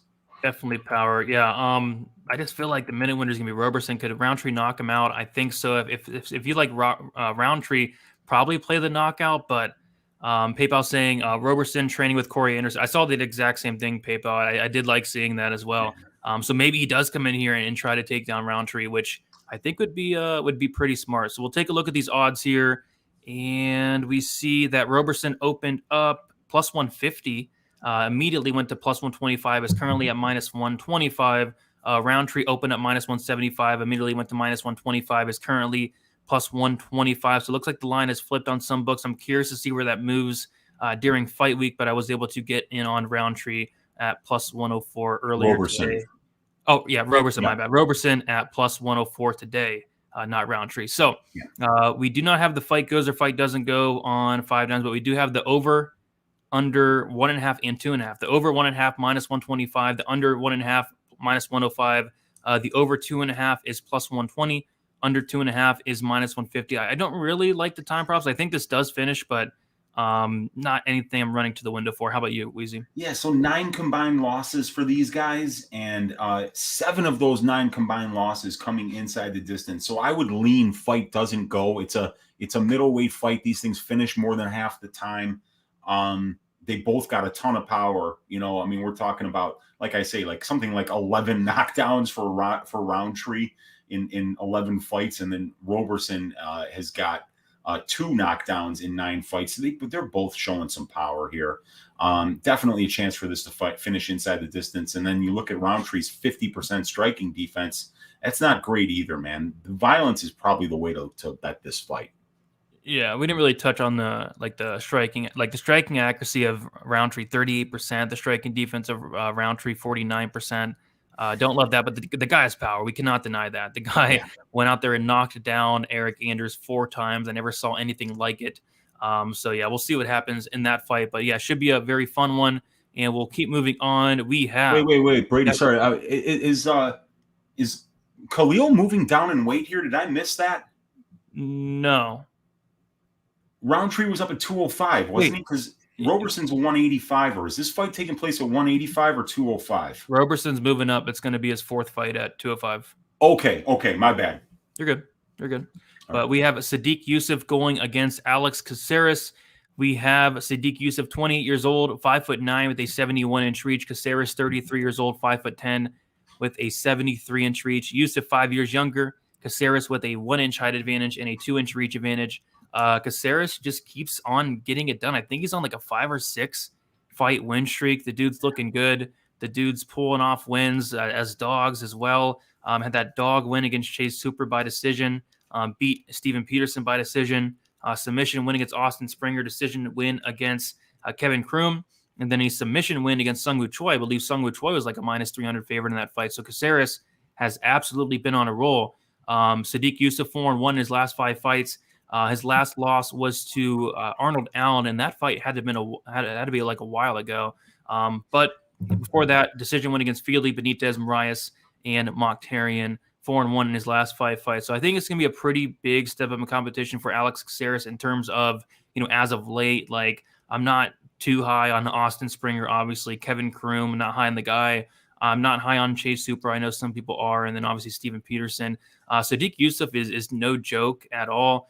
He lost to Arnold Allen. He did outstrike him in terms of the numbers in that fight, but Allen hurt him bad a few times, dropped him as well. But there's some pretty good performances from Yusuff. That win against Andre Fili I liked. He went out there and knocked out Benitez. He got hurt, was able to rally back and knock out Benitez there. And then he also had a nice fight on the Contender Series, I believe, against Mike Davis, where he hurt Mike Davis bad in the first round a couple times. Just really impressed with Yusuff, but this could be a pretty close fight because we have Caceres who's going to, throw a lot of volume here, and Yusuff is very high volume as well. But I just feel like the difference in this fight is going to be the power of Yusuff. One guy has a lot of power in Sodiq Yusuff, and one guy really doesn't in Caceres. I don't really see this fight hitting the mat. Yusuff, 0% takedown accuracy. Caceres has only landed 11 takedowns in 25 UFC fights. So I think it's going to be standing. I think the smaller cage does favor a guy like Yusuff. I think Yusuff is going to land the harder shots, potentially hurt Caceres at some points. But if this goes to decision, I feel like it could be very close, at least in terms of the numbers. But give me the power of Yusuff to get this one done, Weezy. Yeah, Caceres has a big experience advantage here, about 19 fights, about 240 more minutes in the cage, in about 8 more years as a pro. And, 19 more UFC level fights, about 230 more minutes in the UFC cage. Both of these guys finishing at a similar rate. Yusuff 55%, Caceres 53%, and they get finished in a little over half of their combined losses. You're right in terms of the power for Sodiq is there. 3 knockdowns in 6 fights, while for Caceres, it looks like it would be 4 knockdowns in 25 fights. So yeah, definitely a power advantage here for Sodiq. But Caceres is good defensively, 65% striking defense over a massive, massive sample size here. He's been knocked down, I think, maybe 5 times in 25 fights. So he's not what I would call chinny. And Sodiq's been knocked down at almost a similar rate. Neither one of these guys, Brady, really goes to the offensive grappling.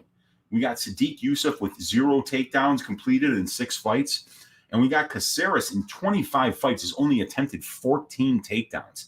That means it's just over a 50% chance, just over it, that he's even going to attempt 1 takedown in a fight. So this guy Caceres does not offensively grapple a lot, but he's incredibly efficient on the feet.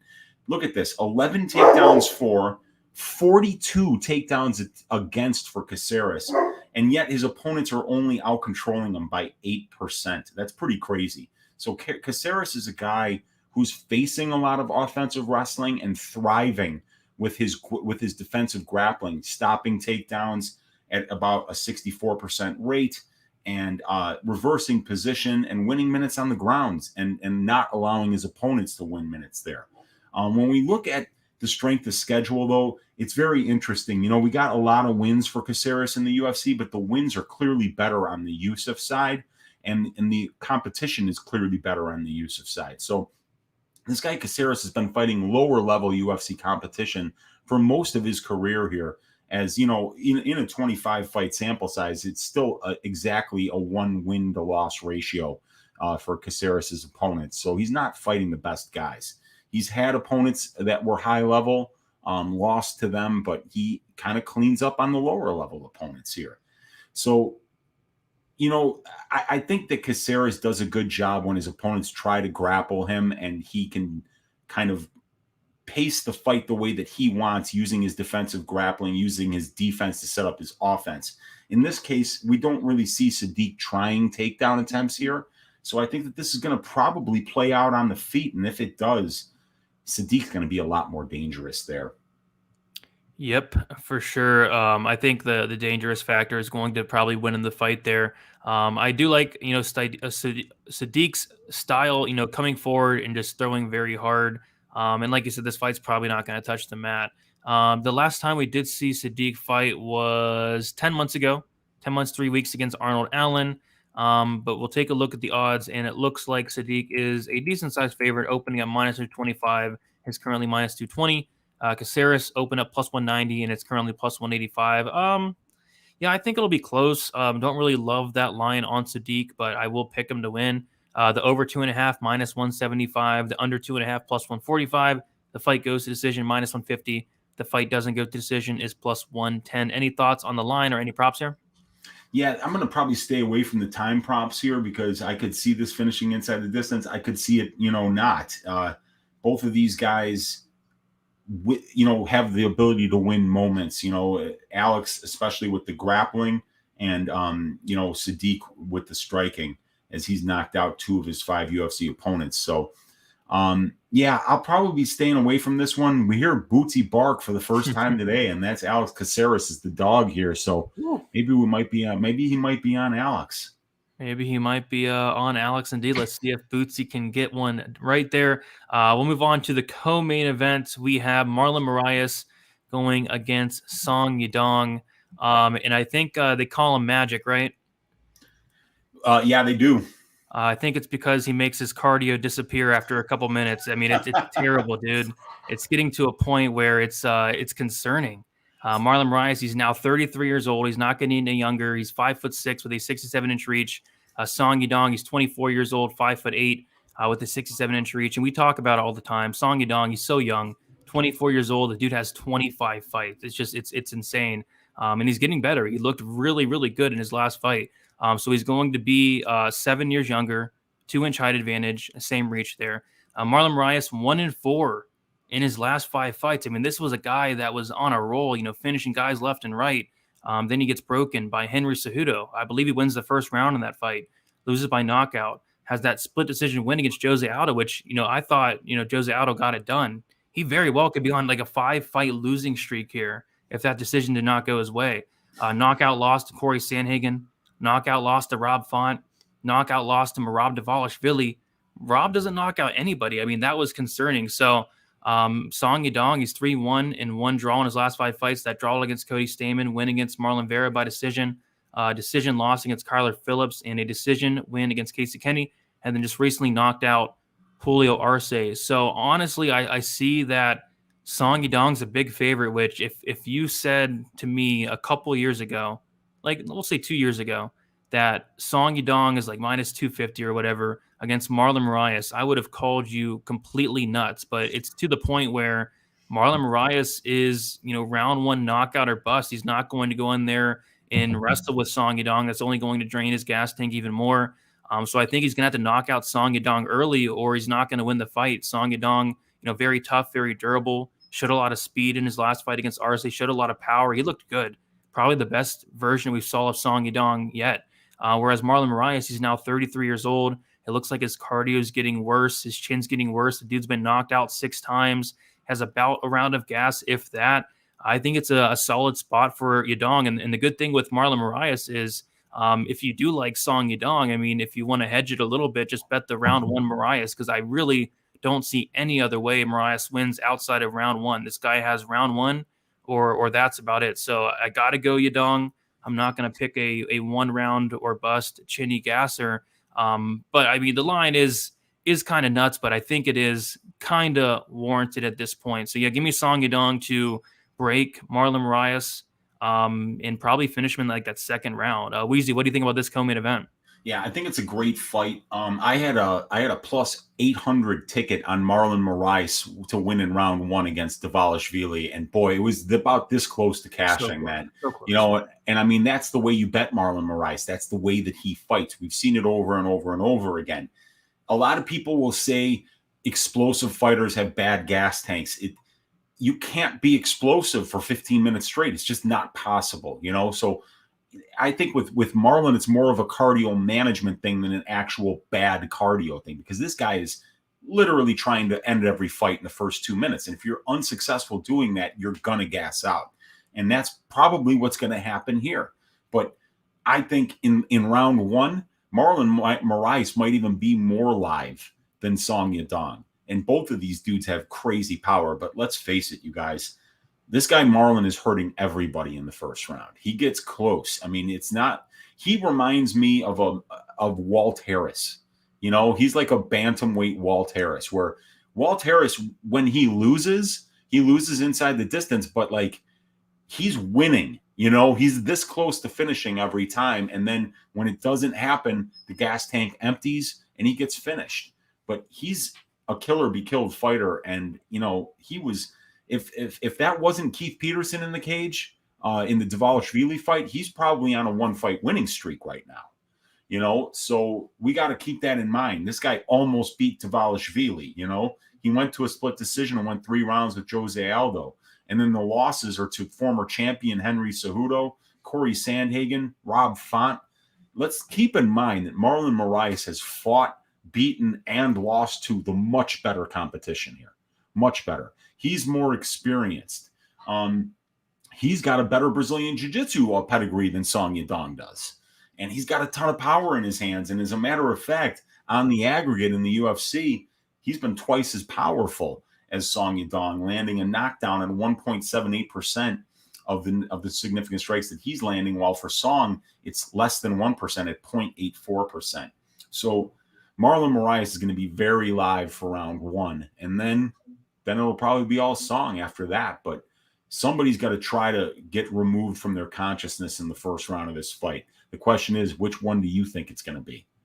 Yeah, I mean, if fights were 1-round fights, Marlon Moraes would be champion, and I think he'd be champion for a while. I mean, this guy in the first round, this guy is no joke. We saw what he did to Merab, and I was right there with you with that Moraes first round ticket at like plus 900. I was there live watching. I was like, come on! And on top of that, to make it worse, I had Merab sprinkled in round 3, and then decision bet for Merab as well. So it finished in round 2. So it's like the one scenario I didn't cover. So I mean, I gotta go with Song Yadong here, but if you like Marlon Moraes, and I think it's definitely live. Marlon Moraes in the first round could potentially be a solid look. I'm not sure what it's going to be. Maybe it's plus 900 again, but Marlon Moraes in the first round is probably where I look. But PayPal's saying it in the chat, and he's talking about the under 2.5 or the fight doesn't go to decision. So yeah, this is nuts, man. On Bet Online, they opened up the under 2.5 rounds at minus 125. 125. It is now minus 165. Yeah. And then the fight goes to decision plus 135. The fight doesn't go as minus 175. Yeah, I think this is a fight that does finish. And I actually do like that price just because it is a Marlon Moraes fight. Again, if Merab Dvalishvili is finishing you, I think there's some problems. So yeah, give me the fight doesn't go. I would gladly take it at minus 175 if I had access to it. I'm not touching the Song Yadong money line, but I will say he wins this one after surviving that first round. Yeah, and yeah, this is a great co-main event, man. I mean, like, they're going to keep Marlon around. You know, he can go on a long losing streak, but when you're always in exciting fights that finish, you know, that are back and forth, and really fun to watch, I think he'll be around for a minute here. And you know, this is more great matchmaking. Kudos to the UFC on this card. They really matched up some guys here that are some really interesting fights. I mean, the Pereira Silva fight, the McKinney on short notice fighting Dober, Rountree, Roberson, two good, kickboxers. And then, even like Mirzakhanov in the debut, here, this is going to be a really good card. It really is going to be a really good card. But now we have the main event. Me and Weezy will be on the new MMA Engine YouTube channel breaking down this main event tomorrow, 5:15 p.m. Eastern time. Go check us out there. But we're going to get into it a little bit here. We have Thiago Santos, Magomed Ankalaev. Santos is 38 years old, 6'2" with a 76-inch reach. Ankalaev, 29 years old, 6'3" with a 75-inch reach. It's going to be Ankalaev who's going to be 11 or 9 years younger than Thiago Santos. He's going to have a 1-inch height advantage and a 1-inch reach disadvantage. Santos 2-3 in his last 5 fights, a knockout win against Jan Blachowicz, a decision loss to John Jones, submission loss to Glover Teixeira, a decision loss to Alexander Rakic, a decision win against Johnny Walker. As far as Ankalaev, he is 5-0 in his last 5 fights. Knockout win against Dolce Lungumbula, 2 back-to-back knockout wins against Ian Kudalaba, and then a decision win against Nikita Krylov, and a decision win against Volkan Oezdemir. Not much for me to say on this fight. I think it's obviously a good matchup for Ankalaev. I just think at this point, Santos just doesn't really have it anymore.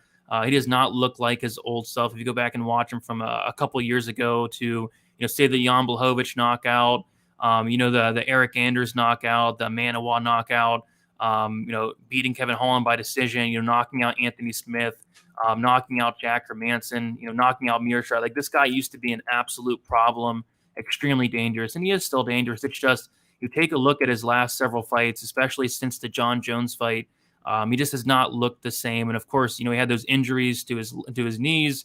And since then, he's not gotten any younger. He's now 38, like I said, and he just hasn't looked good. In the last fight against Johnny Walker, this is a 25-minute fight, and Thiago Santos, he lands 44 strikes in a 25-minute fight. He actually gets outlanded by Walker. Walker lands 48, Santos 44. The fight prior to that, in a 15-minute fight against Alexander Rakic, he lands 49. Against Glover Teixeira, he lands 40 in a fight that goes to the third round. Against John Jones, he lands 43 in a 25-minute fight. I mean, the volume's just not there. He's clearly going to be losing minutes in this fight. It's just, can he go out there and knock out Magomed Ankalaev? And I just don't think it's too likely. So I think it's definitely Ankalaev's time. He's the much younger fighter. A lot of people have a lot of high hopes for this guy, including me. I think this is the next step towards a title shot eventually, and I think he passes this one. I mean, outside of Santos' knockout, I just don't really see Santos posing many problems at all. So I get why he's a big favorite. Give me Ankalaev here to win. I don't know how he's going to win. I think he could potentially knock out Santos, or I could just see him picking him apart pretty easily for 5 rounds. So give me Ankalaev here. If I was to do a parlay, he would be the parlay piece for me. Weezy, what do you think about this fight? Yeah, I agree with you. I think he's a parlay piece this week. This is not the same Thiago Santos that we used to see, back in the day. That sledgehammer tattoo is the same, but this guy, the knees have been completely reconstructed, and, a lot of that blast and athleticism and power that he had, it just doesn't seem to be there anymore. And I just don't think Magomed's going to show him a lot of respect here. Like, for instance, we saw Walker not do anything for 5 rounds against Santos. I don't think that Ankalaev is going to be respecting Santos like that. I think he should win this fight everywhere. He's 9 years younger. That's huge. And he's been beating the competition right now that's better than the wins that Santos has been getting. I don't see a path here for Thiago. He's not really gonna try to take down Magomed. On the feet, I think Magomed's probably even the smoother, better striker here. He's got both of his knees still intact. I think that's a huge thing. And he stops takedowns in an 85.71% rate. I like Magomed here. He does everything better than Thiago does, but I would just be careful about it, simply because the one thing I don't like about Ankalaev is the fact that we just haven't seen him in any kind of adversity ever. The one time that he faced adversity, he tapped with 1 second left. I mean, his coaches were losing their mind. They're like, what the hell is wrong with you? Why would you tap to that? And that's like the kind of thing we see that, Brady, and that to me tells me that this guy is so much better than everybody that he doesn't know what it's like to be losing even a moment of a fight. It confuses him when that happens. And I would worry that, Santos being the veteran, maybe finding a big shot here could get Ankalaev to that point where he gets confused and doesn't know where he is and what to do, because he is facing adversity. But my God, this guy, he just looks really good. I mean, you look at the numbers: 33% control time for, only 5.5% control time against, over 85% takedown defense, over 62% striking defense, landing a knockdown in over 2% of the significant strikes that he's landing, never been knocked down. 7-1 in the UFC, and he should be 8-0. This dude's better everywhere. I'm not overthinking it. I'll probably be using Ankalaev as a parlay piece, like I did last week with Umar Nurmagomedov, parlaying him with Marina Rodriguez. If I can find a similar, minus 250 favorite to parlay with Magomed, that's probably how I'll play this. I'd be shocked if Thiago Santos got his hand raised. Yep, I totally agree. I think it's a good spot for him. And yeah, he is a big favorite, opening up minus 330, and he's currently minus 460. Thiago Santos opens up plus 270, is currently plus 360. So not a lot of people giving respect to Santos, and I totally understand why. The over-under, you'd think in a fight like this, with both guys having a ton of power, it'd open up at 1.5, but the bookies are all over it. It opened up at 3.5. The over 3.5 is minus 130. The under 3.5 is plus 100. The fight goes to decision plus 120, and the fight doesn't go to decision is minus 160. I don't think I'm touching this fight, but I do think that Ankalaev as a parlay piece is a very nice anchor to your parlays this week. Yeah, 5-round fight. Ankalaev has finished 4 of his 7 UFC wins inside the distance. And Thiago Santos has been finished, it looks like, in 5 of his 8 UFC losses. So I think if I was playing this fight and I wanted to find a bettable line that I didn't have to parlay, maybe Ankalaev inside the distance. But it's hard, man. This is already a wide line. It's kind of hard to, you don't want to be laying down 5 units to win 1, man. Like I say, when you do that, you need to be over 90% sure that the fighter's going to win, So, Ankalaev should cruise here, but Santos is a lot more experienced. He's fought the better brand of competition. He's been in there with champions, so that's something that we gotta account for. Yep, definitely. So, that is about it. What, 14 fights we went through, or was it 13? 14. 14, goodness. Yeah, I'm exhausted. I woke up at like 9 this morning. It's been like nonstop, so I'm almost falling asleep here towards the end. But we got through it, dude. I'll be back tomorrow on Monday. Let them know what they have. Let them know where you have going on throughout the week, and then you're going live a couple times tomorrow, right? Yeah, for sure. Live tomorrow on the MMA Engine channel with you, Brady, to do the main event breakdown 1 hour before Clint starts on the Die Hard MMA podcast on Pub Sports Radio. And I'll be going live on Tuesday night on my channel for Just the Tip with Uncle Weezy, 10 o'clock Central Time. We'll break down all 14 of these fights, finish with Uncle Weezy's ass shaving of the week. I'll be on Pub Sports again on Wednesday for the DFS show with you, Brady, and again on Saturday for the watch along. So yeah, you can always find me on my YouTube channel, on Pub Sports, on the MMA Engine YouTube channel, and let's stack cash tickets like flapjacks for UFC Vegas 50, Brady. Let's do it. All right, guys. You can follow me on Twitter, DFS_numbers, Instagram, DFS by the numbers. My full card breakdown and prediction video should be out sometime tomorrow, hopefully before the main event deep dive on the MMA Engine. Leave a like. It is much appreciated. As always, subscribe to the channel. We'll be back next week, as always, 7:15 p.m. Eastern Time. Thank you for hanging out. Had a good crowd tonight. The chat was very active. Best of luck for UFC Vegas 50, and let us keep making some money. See you guys.